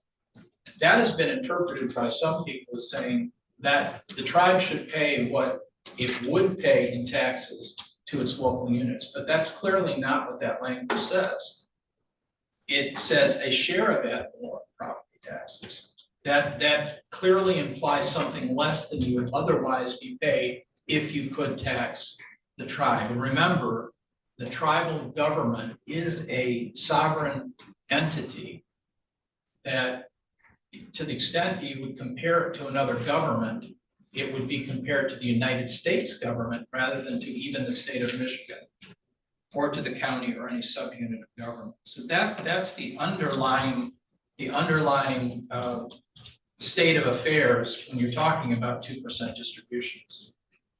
And then in order to implement that consent judgment, the tribe adopted its own guidelines for how those monies should be distributed. And it determined, again, in the authority granted under the authority granted in paragraph 8, that it would give to local units of governments directly, like the 4 that you approved tonight or today, for applications from direct government entities. But it also indicated that it would provide money to nonprofit organizations provided they were sponsored by a governmental entity. And essentially the sponsorship that the entity is supposed to provide is an assurance that that the nonprofit that receives that grant is going to comply with its guidelines. And it also helps the tribe and ensures that the tribe will comply with the consent judgment. So there's, again, nothing in the consent judgment or in the guidelines of the tribe that prohibit nonprofit contributions. In fact, to some extent, it would be appropriate to say the tribal guidelines actually encourage those contributions. So with that in mind, what I prepared was a policy that essentially says, again, one sentence, is the policy of the Leelanau County Board of Commissioners to consider and support 2% grant allocation applications that demonstrate a clear objective to serve or directly benefit Leelanau County residents according to the following procedures. And then there's a 10 or 11, 13-step process that we follow in order to accomplish that policy. So essentially, we would say if the portion of the procedure that really applies to nonprofits is primarily found in paragraph 4. And it says where all applications submitted by entities described in paragraphs 1, B, or C above, and that applies to nonprofit corporations either incorporated in the state of Michigan or another state, or a 501c3 organization that is exempt from taxes. Those are the 2 types of nonprofits that you're indicating your support. They have to do, A through F. There has to be a letter from a county elected official or department head detailing how the applicant's proposal will advance the interests or objectives of the county government, whether or not the applicant's proposal will supplement or support a function that could be performed by the county, but maybe is not being performed. Whether or not the applicant's proposal will be used for a service that the county or an elected official could provide directly or by contract. How the applicant's proposal will benefit the county government. How the applicant's proposal will benefit the citizens of Leelanau County. And whether the elected official or department head supports the applicant's proposal and why. And then once that letter would accompany the application that has to be submitted by the county, or excuse me, submitted to the tribe. And then there's a process where I review those applications and determine if they actually comply with the 2% guidelines. And if there is a reason that the county could not lawfully fund that, if it was funding it on its own. And it specifically says that if I need to, I can access legal counsel to make that determination. And what it also provides is what we've already been doing is when we do support a nonprofit grant request and it is funded by the tribe, those applicants sign a contract with the county to actually provide those services. And the reason for that is both the tribe and the county have had legal opinions that says that's the way you must do this if you're going to provide if you're going to support a grant from the tribe to a nonprofit. There has to be a contract between between the county and that nonprofit. We're already doing that, but this policy actually memorializes that and requires that it be done. It also requires me to provide you with a report on at least, I believe I said twice a year, because there are 2 grant cycles. A report to you about applications that were considered by me but rejected because they don't comply with the board, either the guidelines of the tribe, or for whatever reason we've determined that it's not lawful for the county to do that. We're providing that report to you, and also provide a report to you that indicates how those funds have been spent, and assuring that they were actually spent on the services or whatever that were intended to be provided in the original grant request. My understanding is that's something you've not typically received in the past. I think you should be able to review that and again be assured that the services that you contracted for were actually provided. And that's the essence of the policy.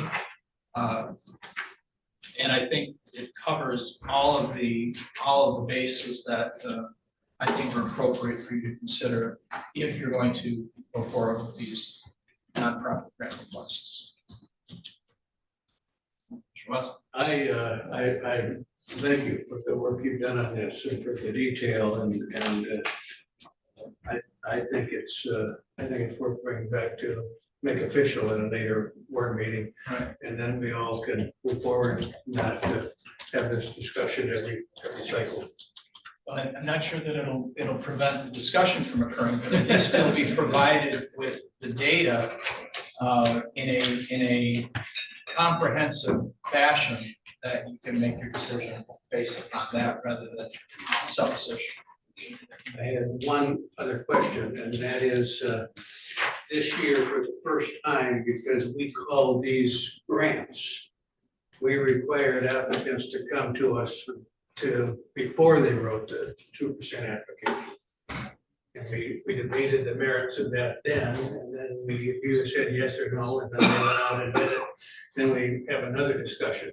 These aren't really grants, they're allocations, and I don't see in here that you're saying that we have to do it 4 times a year.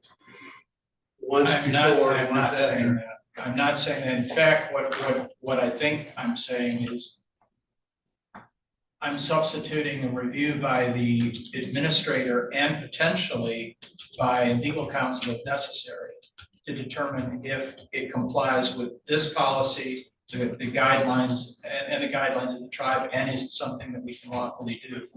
Once that determination is made, I think you're permitted to review the application itself. And what you're actually doing when you agree to support an application by a nonprofit is you're authorizing in this instance, the board chair to sign that application as the authorized signatory on the grant application. That's really what you're doing when you're adopting a motion to support one of these applications. Mike? Yeah, I mean, I like the policy and I think it's essential that we have one. But I do think that we're not really looking at what the tribe is asking us. We're actually not following what they're requesting in their application. And that's what concerns me, because right at the top of their application, it says, please note, under the terms of the consent agreement, which settled Tribes versus Engler, and it gives the case number, the Grand Traverse Band of Ottawa Chippewa Indians, as defined in the stipulation, has agreed to pay 2% of its video gaming revenue to local, and they underline this, local units of government. That is local townships, villages, cities, county board of commissioners, and public school systems. So when we apply for nonprofits, it's not in their applications at all. When we take money from the 2% and give it to nonprofits, we're taking it basically from a school system which may have applied, from a township which may have applied, or a village or city. That's what happens, because they give it to the nonprofits and then those receive less revenue. And somehow we think we're helping the people of Leelanau County when we actually can be hurting the students because they're not receiving the money. It's not just what we apply for, it's also what they apply for, because all of them apply, not just us. And so when we do nonprofits, that money does not go to other local units of government. And I really have a problem with that.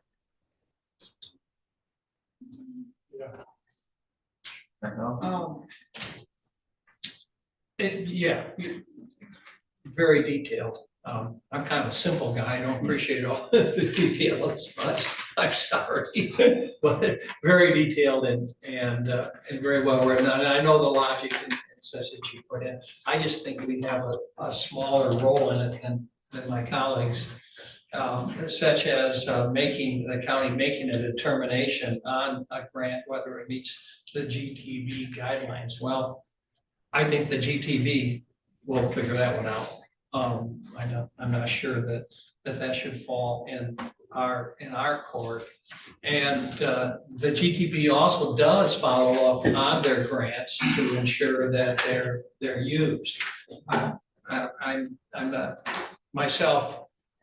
I call this a burden, but I'm not sure that it should be the responsibility of us or the administrator to follow through and make sure that whatever 2,000 dinners were served. To me,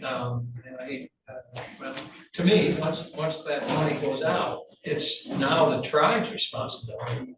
I know there's a contract, but I do think that responsibility falls with the tribe to make sure that money was spent appropriately, and they do follow through on that. So I'm not sure that that's something that the county government should. To me, it's redundant for us to do it, and honestly, I'm not sure what we're going to do if indeed that there was a problem, other than alert the band and let them take action. I just don't want. I just think we can spend too much time on these grant requests when, as I said, we call it our money, but it's not our money, it's the tribe's money. And they're the ones who are going to make those determinations in the long run.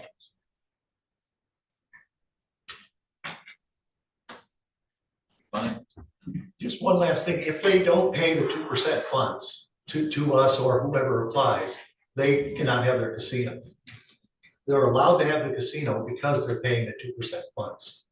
And who's going to sue them to close down their casino? Well, that's what I mean, the Attorney General. I don't think so. Well, I'm just saying, but that is the agreement that they've agreed to. So I mean, they will pay it. But do we want to take the money from the school systems and give it to Leo Creek? Because Sutton's Bay has stated that they are not getting their share of the funds, Sutton's Bay School. The superintendent has talked to me about it. So when we apply for those things, we do take money from the students. I do agree that if he could come upon a policy that all governments that can apply would agree to within the county, I think you could have an effect. And I don't think there's very good odds of that happening either.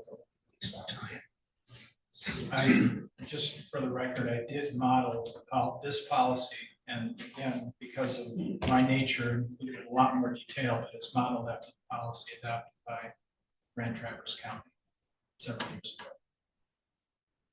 They follow essentially the same procedure as a year.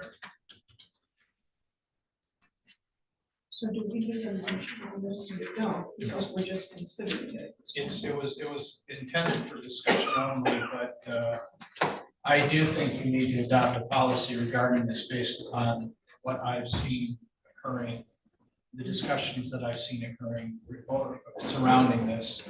And at the very least, the policy will direct those discussions in a specific way. And you're clearly saying that the commission will consider grant allocation applications that come from nonprofits. So is that something you want to do as a board forward on to the meeting next week? That's what I intended. Yeah, I'd like to move this forward to next week. Okay. I'll support that. All right, we have a motion support. Discussion on that? If not, all in favor of that motion, signify by saying aye. Aye. Opposed, same sign, or say nay. Nay. Only because I'd like to discuss it more before we have a board. Well, that's why we're moving. About a week. All right, motion carried 6-1. And there's no more grants for a while. I mean, we got a few months in between. Yes, that's true. We've talked about this at the board table several times. I think we just must take the opportunity to thank the tribe for making a difference in our community. And they really do, and they take this seriously. And sometimes when we talk about the details, it sounds like we're being critical of the tribe, and I don't think we are. I think we're being critical of the way we've handled this. But we need to thank the tribe for that. And in addition to all the other things that I mentioned, developing this policy, I did also have a fairly broad-ranging discussion with the attorney, Mr. Petoskey, that represents quite ably the Grand Traverse Band, and I certainly will get his comments on this policy as well, but I think it's developed in a way that essentially supports their objectives with respect to the 2% funds. I understand Commissioner Bunning's view, but one thing that I've heard from the tribe is that Sutton's Bay Schools is taking a position that they're entitled to all of the 2% funds. Because they're permitted, that would be the amount that they would receive in terms of ad valorem taxes. And that's probably a position that may not be wisest to take in this regard. That could be incorrect, but that's what I've heard from other sources, including members of the tribe. But I don't think we're being critical. There's criticism towards, and this is how policy is developed. You have conversations and open conversations, and I have not seen any animosity towards anyone during it, and this is what we do. So I thought it was a good discussion.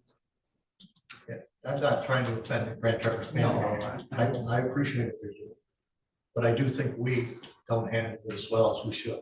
That's just my opinion. All right, so let's be moved next week, and then, yeah, if you wanna, feel like, I guess we need more discussion at the next meeting, then we can leave with that, but at least we can, it's conversation, I guess, so. All right, next up, we'll move on to housing fees affordability for discussion. This was something that Mr. Campbell kind of brought up to the forefront. I don't know if you want to kind of do a charge on that or where Sure. you kind of want this to go, I guess. Start with help Deb Amber I'm fine with that. I'm not sure that it would, Okay. she and I have been talking about this and we certainly intend to continue doing so administratively. I can certainly represent her viewpoint. And I had a discussion with, it was probably 2-3 months ago. And this isn't, there's not, this isn't a lot of discussion needs to be held on this subject. But I brought it up because Amber was here and but now she's not, so that immediate need. But I think that there's a lot of concern and discussion over affordable housing. I have, my belief is that, I mean, you can run rampant as far as raising money for affordable housing, as far as I've heard millage for affordable housing, and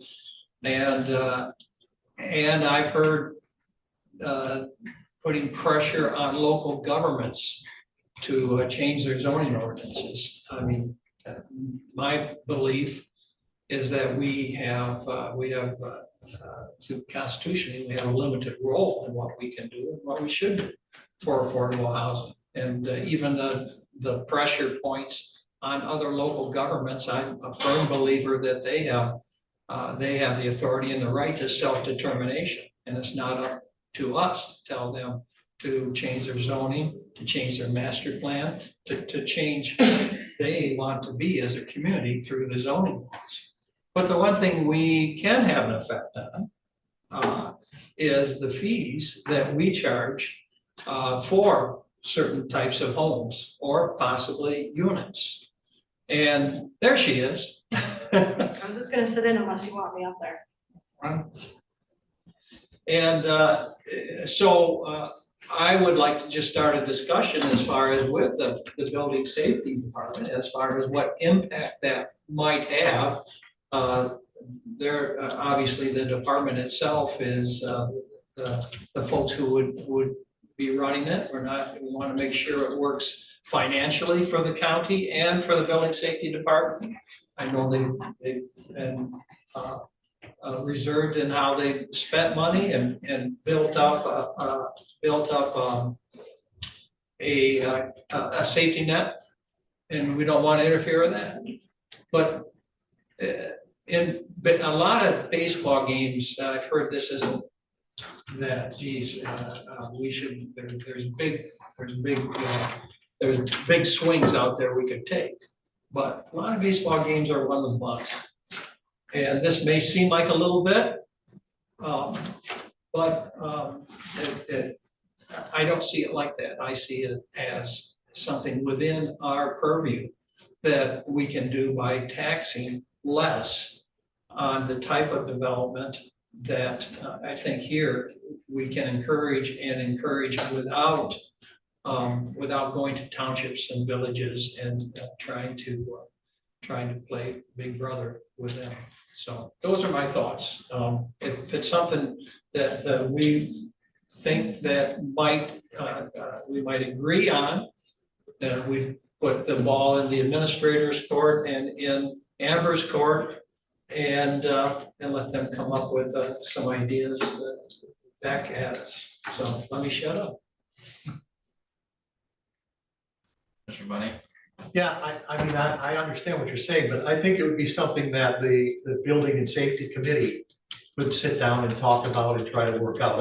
I do think just leaving it to the building and them, but also I think having, a couple of commissioners talk about it too would help, and that we would just have a meeting or two about it.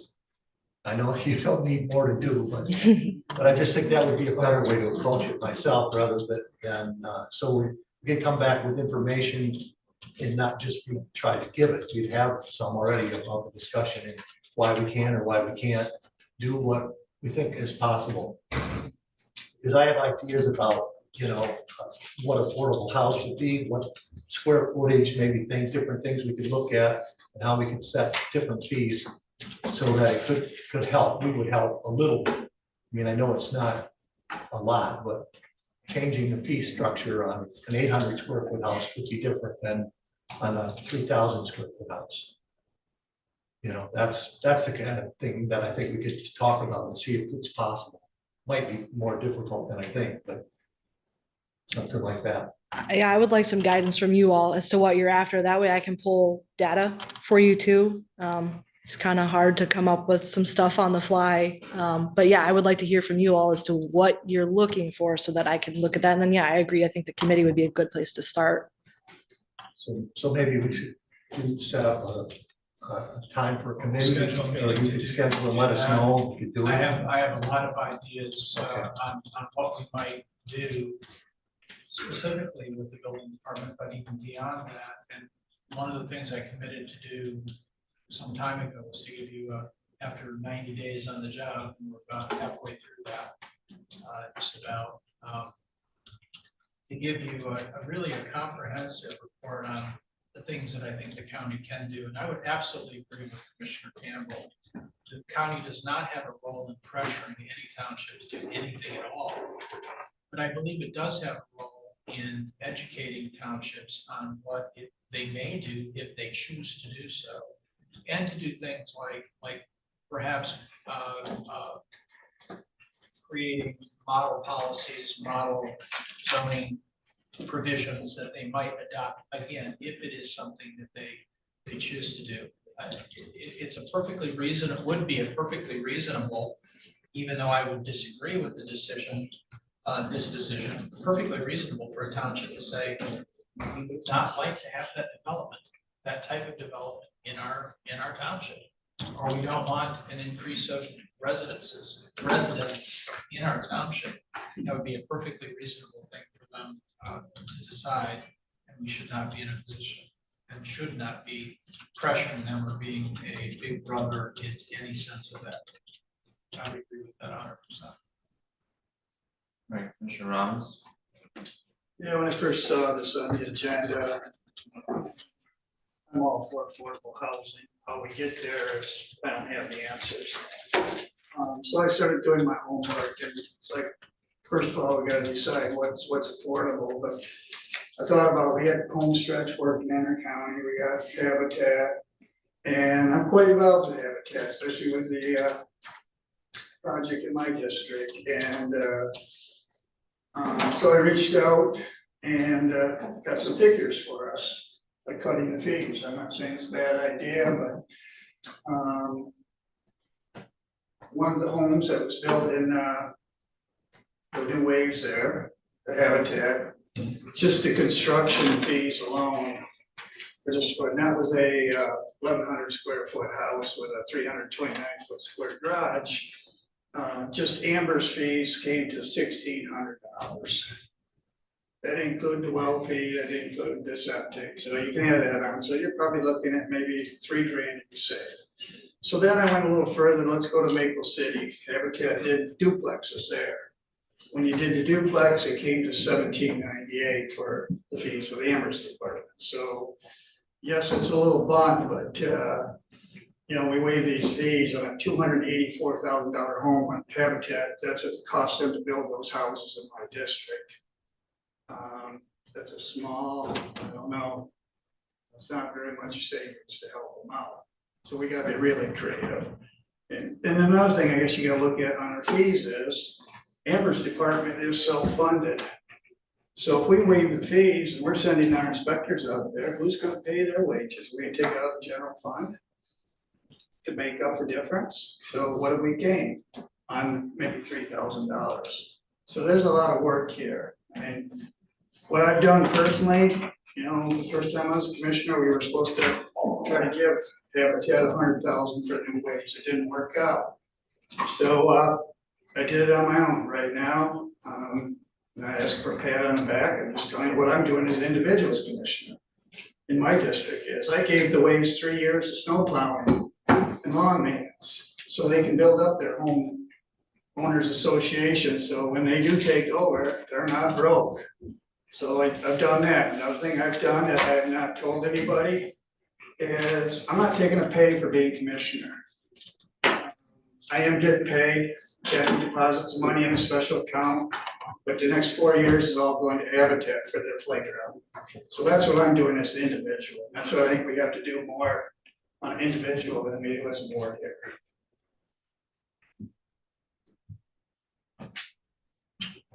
Any other discussion? But just to clarify, I think none of the fees out of the building department come from the general fund or from taxes, they don't come from fees. Yeah, everything is fee driven. How we pay everybody in our department, it pulls from that same fund. Yeah. But if we waive them, we get paid or help to go there free. That money's not going in the fund, it's gotta come somewhere else. So if we're not doing enough private houses to cover the cost of everything, then it goes back to the county. And the cost of the fees is really non-consequential to the cost of the house when it's done. So what's affordable in Leelanau County, considering what the cost of real estate is, it's pretty hard to have a affordable house in Leelanau County, just considering what the cost of everything else is. I mean, what's affordable? And I have to say, with the tariffs that are happening, costs are gonna go up even more. Lumber from Canada, drywall, all that stuff's gonna go up. I would be willing to say that the county would kick in, make a motion that would come out of the general fund to pay their fees. That would be a thought. So that you could waive fees for affordable housing. But I'd be afraid to say that you don't get the money because then we're gonna Yeah, I don't know, Kathy, it would be a better question for her, but I believe legally there's some boundaries there as well. For each party's sake, for the county's sake and for our department's sake, I believe that there's a reason those are separate funds. That's one of the reasons that this sort of thing does really need to have an internal administrative vetting before, you come up, but even the building safety committee come up with the best possible plan, but it would not be legally permissible. So we certainly will be, again, I committed to provide you with some form of comprehensive view of what we might be able to do. And we'll certainly include that and have a meeting with or two with the building safety committee to and give you some really concrete alternatives rather than just a general discussion and emotion arising out of this kind of discussion is probably not the best thing.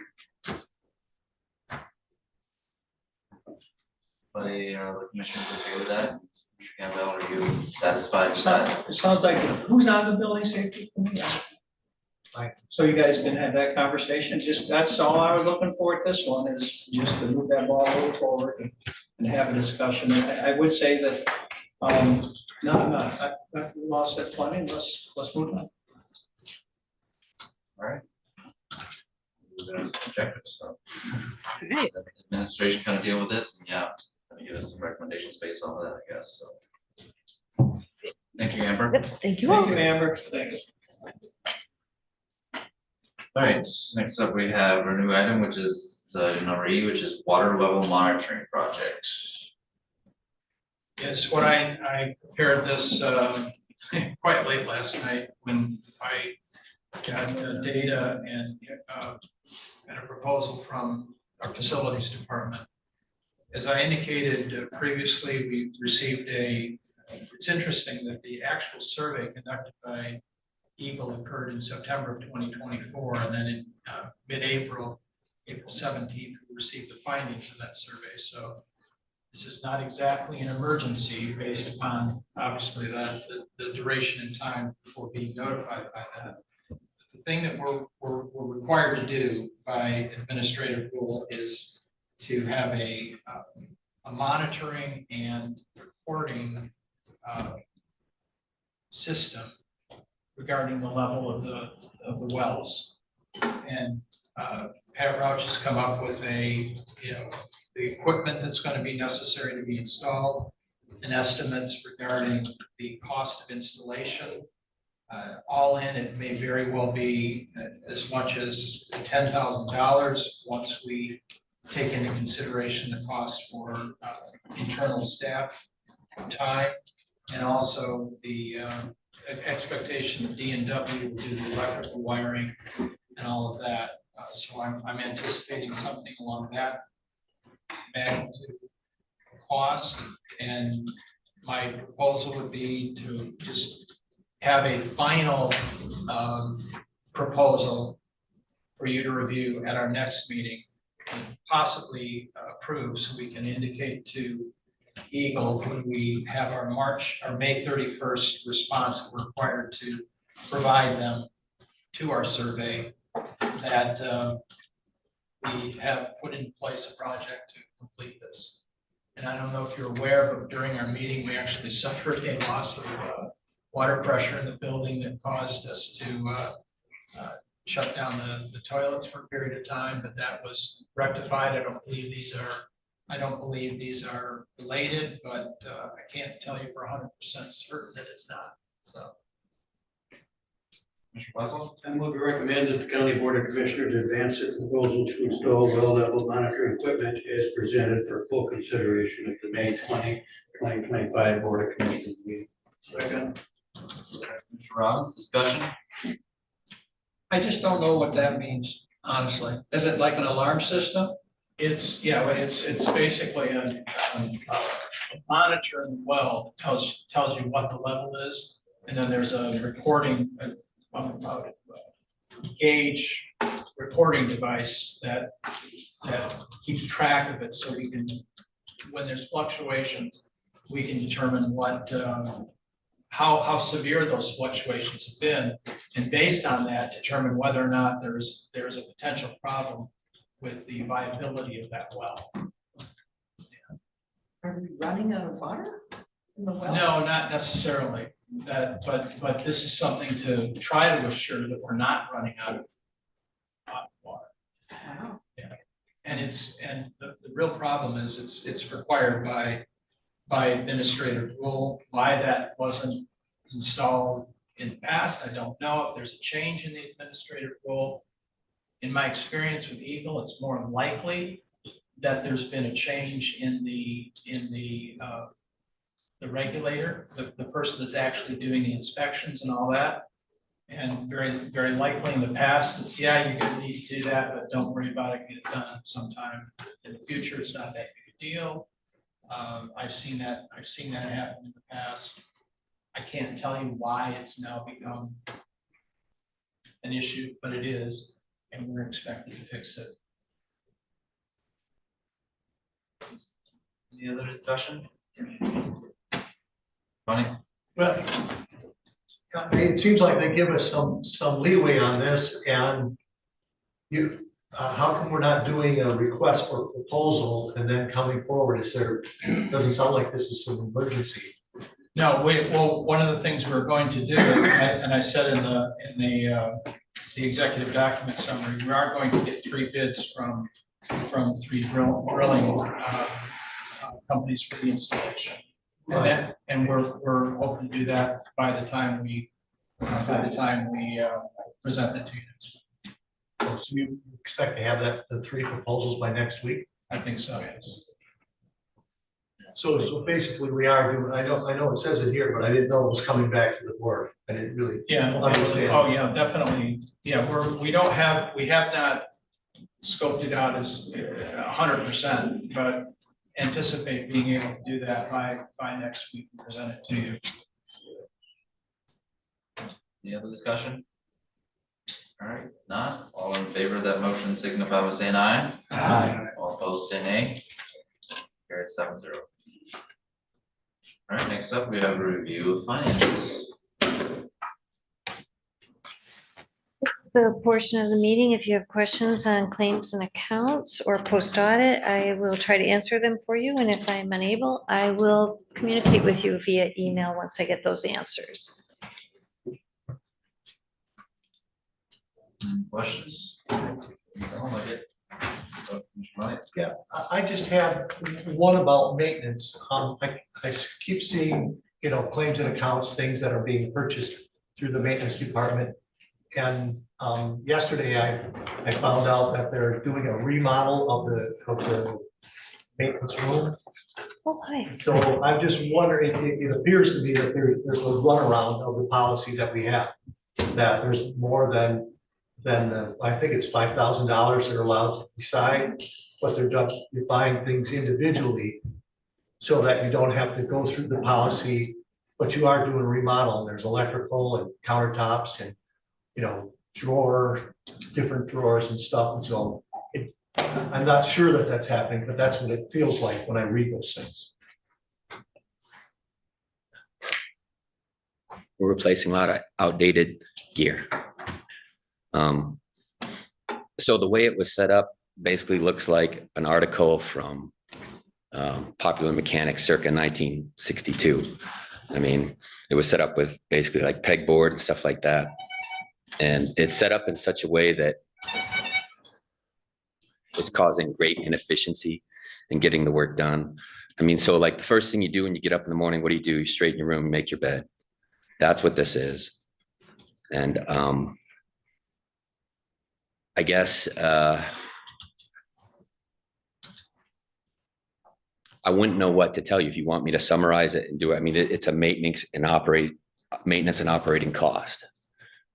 So so you're not remodeling the office down there. I mean, so you're asking about electrical and things like that. That's just convenience that Gary does pro bono, just to facilitate moving an outlet here or there for us as part of the thing.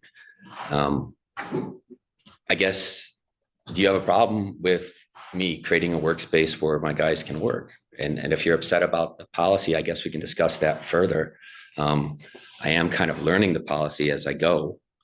But I mean, if you want me to cook, you gotta let me buy the ingredients. I can address that a little bit. To some extent, I think maybe you're right that in fact, we had a meeting, May 19th. May 19th, where we discussed what the policies are and how the budget is intended to work. Obviously, that occurred after Pat was hired, but before I was around, in order to see that those policies get properly applied. To be honest, the item that you just considered is really intended to address exactly what you're talking about. This is the process that we're going to follow in the future to present to you projects like that. And I would concede, without throwing Pat under the bus, if you will, that's a way that the changes made to the maintenance space should have been done exactly like we're doing with the water monitoring process. I think he acknowledges that, and with my assistance, we're going to be doing that sort of thing going forward. He had no reason to believe that what he was doing was contrary. There was money available in his budget on that line item. He felt it was appropriate to purchase the things that he did. Might we have done it differently back had I been administrator at the time? Yes, that's possibly what we would have done. And I asked him when this issue arose about the water monitoring process that he presented to a project to me, like I just presented to you, and we'll be doing that sort of thing going forward. I guess that's really what I was wondering. I didn't think you were trying to violate anything. Just seems like it's not following the policy, and all these things are happening, and they just keep coming forward a little by little. And we've ran into that before with other departments. It's not where they're going to spend $5,000 or $10,000, but they do it incrementally so that they don't have to go through the process. And I guess we just want to know, so we know what's going on. You hired me to see that sort of thing is taken care of. And as I determine that those things are occurring, I will be correcting them. And I guess just to piggyback what Jim said,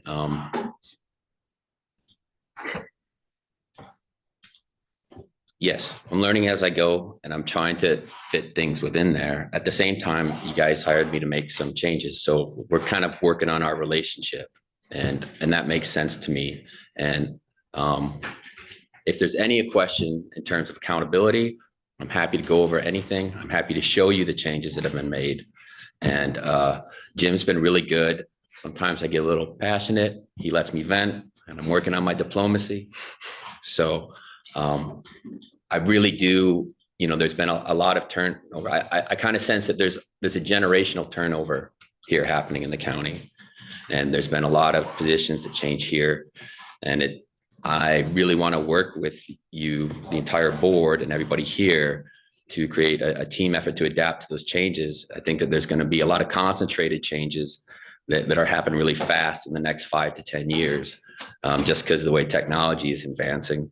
And there's some key unique problems. I mean, just got done listening to some of the problems that we're having with housing. There's a bunch of other problems too with technology and things related to maintenance in terms of having to get approvals. One time you asked me, well, what does Gary do? Everything that requires a license. We can't afford to keep anybody else who's a licensed electrician, licensed HVAC. And the way we do business, it's going to take that interaction and that partnership with you guys. And thank you for giving me a little bit of grace to kind of learn and grow. But in the future, Jim's a great mentor and hopefully I can get better with this process. And thank you for updating. I'd love to show you guys what we're doing. So Al's been down and he saw a little bit what we're doing and I love dungeons. yeah. Yeah. And there's some things in there that we've been able to augment just because they were no cost. They were things that we picked up, from like when they replaced the big screen in the courtroom, they were going to throw it out or we can use that for a monitor for our computer system. And so there's a lot of stuff like that I'd be happy to share with you guys so you can actually see where it's all going. And just on another note, I want to make sure that you all know I've been here only 6 weeks. Seems like 6 months, but it's only been 6 weeks. But so far, based upon the contact that I've had with all of the directors, 11 of which report directly to me, which is kind of a burden in and of itself if you think about it. But I have complete confidence in Pat in terms of what he's doing with his job and all the other reports. I've not seen anyone that I consider at this point, weak or not capable of doing the job that they were hired to do. So I just want to assure you that fact and moving forward. Well, with that, I mean, but there's a couple of things here, like to me, they have the miles, I think it's Old Settlers Park, they're talking about spring cleanup of $1,700 to, I mean, that Sure. Doesn't seem like you have to have a license to do that. So the reason that we do that is because they have a very large truck that will suck up all the leaves and all the debris as they clean. Now, we could certainly do that, but what happens then is all that debris inevitably gets blown into the lake. And now we got issues with Glen Lake Association. They're able to do that in one day, but to kind of, assuage the direction of your thought process here, we've been paying $1,700 to put the dock in. Well, we did it in like 2 or 3 hours with a couple of dry suits this year. So $1,700 to put it in, $1,700 to pull it out. So at least for this part, we kind of negated that,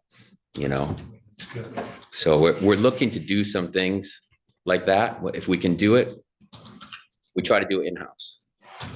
Well, and that was, another one was the sprinkling repairs, you have to call Lautner's for that, or I would think. maybe- Which sprinklers? I don't know, it just said sprinkling repair was $400 by Lautner's. Oh, that's a great price considering the fact that if we were to contract that out, I mean, we're looking $20,000, because Dwayne is kind of a bulldog when it comes to maintenance. He's like, I'm gonna find that leak one way or another, and spent, must have been 4 to 6 hours out there digging, trying to ascertain exactly where it was. Once he did find where the break was, then he called Lautner's to come out and do precise plumbing work so they didn't have to be dug up again. Thank you. All right, any other questions? Not for you. On the, are we talking about the budget report too? Is that part of this discussion or is that part of the next? That, we could talk about that under approval of financials, if you're looking at amendments and transfers, is that what you're asking? Yeah. Okay. So, well, first off, the payment to broadband, that's coming from the general fund or from the grant? Federal grant? The Point Broadband, the cabinet 11 and 13 was just shy of $400,000 remaining ARPA money, plus the interest we earned on it. And then the difference was transfer from DTR. Okay, nice, okay.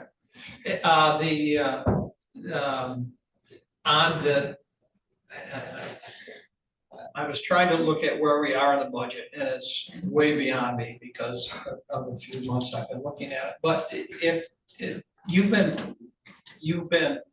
creating that report for a while, or is that something that started this year? Which one? The one that said, here's your budget and you're at X percentage of your budget in expenses. For the general fund, and it's the Yes. summary, the 2-page, Yes. roughly, that has always been incorporated in the Board of Commissioners packet. There was a lull during the transition from finance in the clerk's office to finance in the administration wing, where I think it got dropped for a while.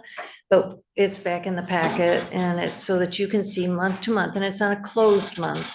So the one you're looking at is for April, I believe. Or was it March? March.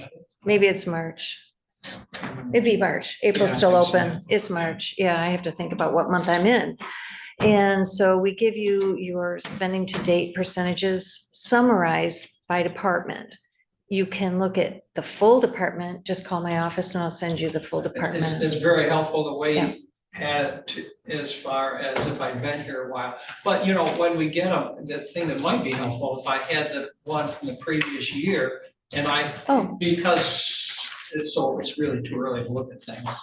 The one that did stand out was the drain commissioner at a very high percentage, 52%. Is that normal or is that an upfront thing with that? Well, drain commissioner, remember you're fronting the costs of the engineering, the drains that have not become official drains, Timberley, Schaumburg. So you're fronting that money in the general fund in his budget. Once those become drains, the drain bond will pay back the general fund. Of course, we'll pay our share of that drain if we have a share. I think there's one drain coming we don't even have a share in. But you are fronting. And so the drain commissioner's budget will look, what do I want? What's the word? Inflated. Yeah, it'll go up and down because of the engineering costs toward the actual drain construction. Yeah. Yeah, it seemed a lot, $25,000 this last month. Yes. It's a lot of consulting. It is, yes, yes, the drain commissioners, engineering fees through GEI to get to a drain, to get there, they can add up. Let me assure you that lacking that. I had an incident with a drain commissioner in Calhoun County, surprised, that his attitude was, I know how to run a backhoe, and he did, run across the easement into somebody else's property, flooding the property, causing us $85,000 in damages paid to that property owner. So engineering fees are sometimes not just necessary, but they actually save you money. Okay, that's fine. I just, No, it's all good questions. And anytime you see something you want more detail on, it's very easy to generate the report and send it to all of you PDF. Yes. Quick question. Do the townships still get some of the national park tax reimbursement money? They do. From what I understand, it's a 50%. Good, thank you. Other questions, for Kathy? And Jen, could I verify that with you? I'm correct, aren't I, on the PILT? There's a motion that John has in place on how much each township gets from the PILT funds. Yeah. I don't believe he plans on changing that motion. Nope. Nope. He said no. We're right. We're good. So there is a longstanding motion that says good percentage. Okay, good. All right, thank you. Next up, we have special reports. Staff commissioners, any special reports? If anybody's interested in solar, Groundwork has a program through May 31st. If 10 or more homes or businesses do solar, they can give a 10% discount plus the tax abatement of 30% is still in, it should be still in effect for this year. But that's through May 31st, and it's not a commitment. But CBS Solar will come and assess the property and the viability, and people go from there. But that's available through May 31st, and it's a money saver.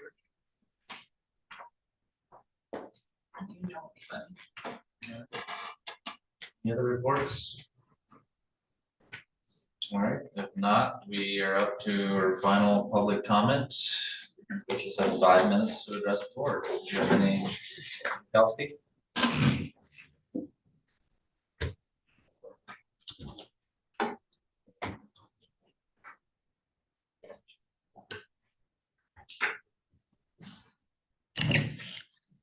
Good afternoon.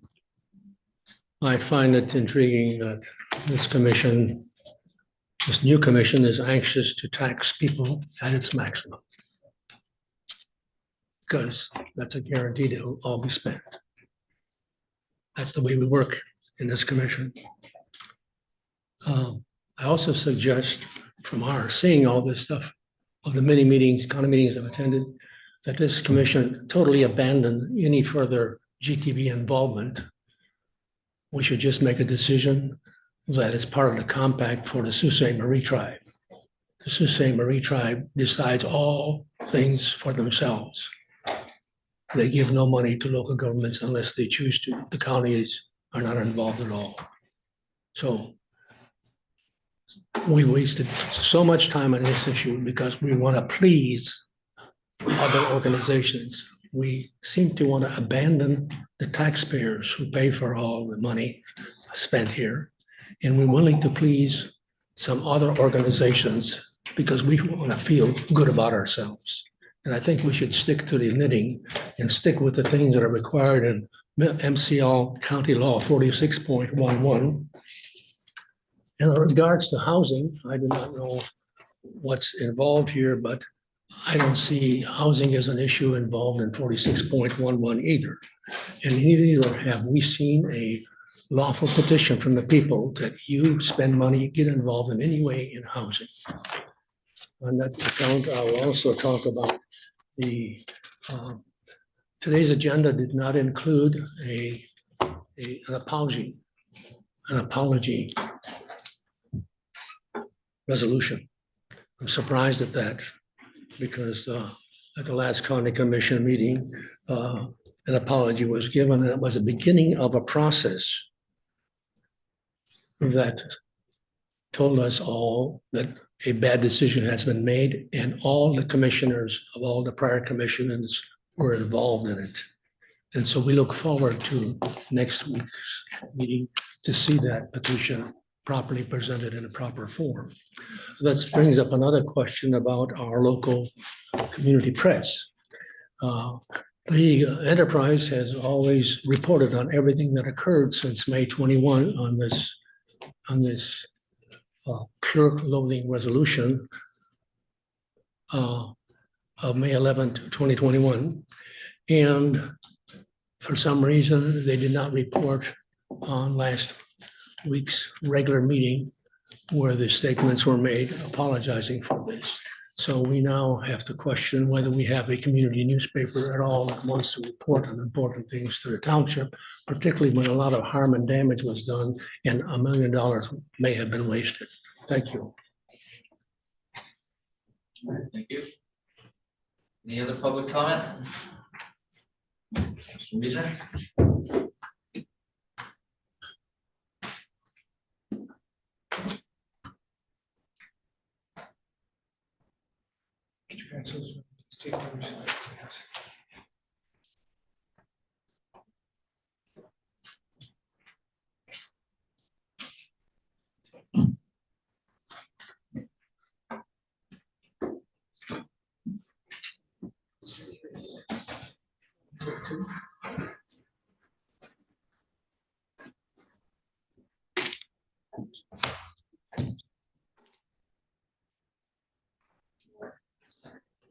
Bill Wiesner, Elmwood Township.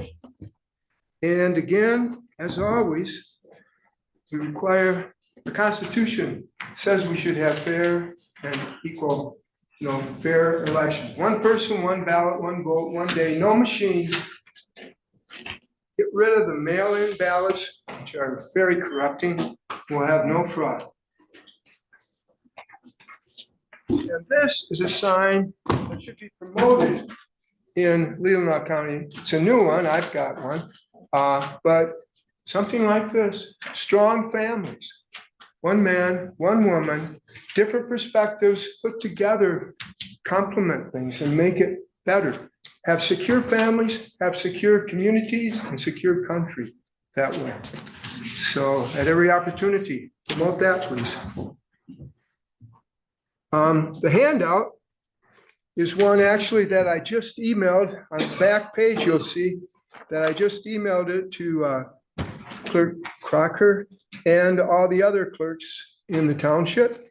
And it's getting back to a meeting I had, well, that was on the voter integrity in Northport. I was there, and Michelle kindly said she would check with her election officials. I presume that's election source, and find out about the cast vote records, because this long article in here shows tremendous fraud proven by the cast vote records. So I'm hoping that I can meet with her at her convenience. I'll come up, I'll do it on the phone, but the public needs to know the answer on these cast vote records after especially you read this article. And the number 2 one too, she didn't talk about that, but we need to hear from election sources, top officials. They said, according to a report by Mark, I forget his last name, Mark Cook, that there's a backdoor to these machines. Is there? That should be enough to say we don't want the machines. They're not safe. And the third question again is similar to what's proven by Edward Solomon in this 7-page article. That's part of this. This will all be online too on the Leelanau County website. If you go to the executive meeting today and click on the reports or handouts, and it says more, and click on that, go to B. Wiesner, and you'll see this 10-page handout. So the third one is what happened in 2020.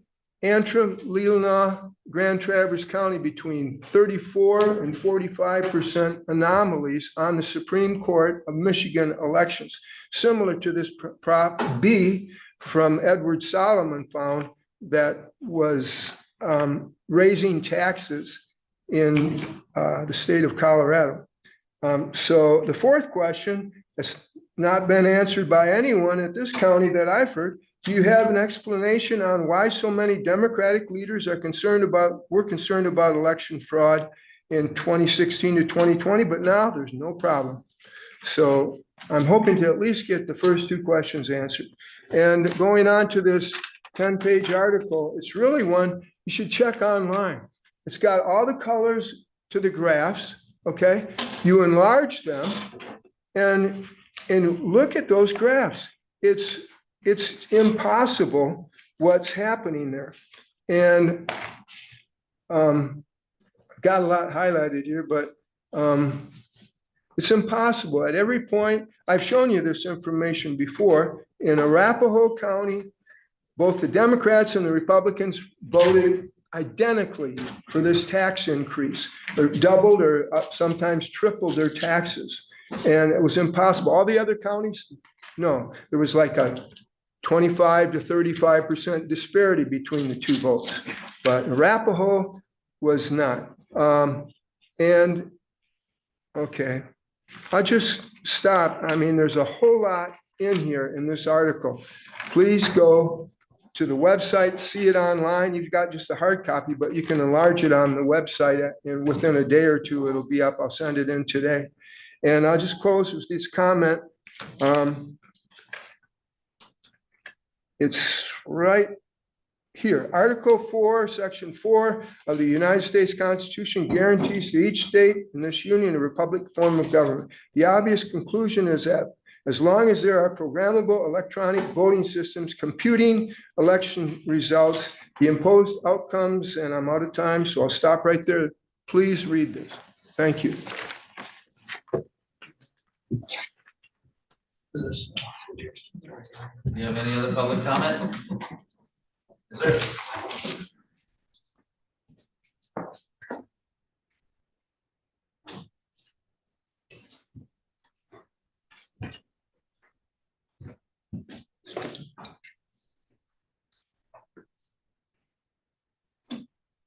Hello, good afternoon, Josh Barman, Elmwood Township.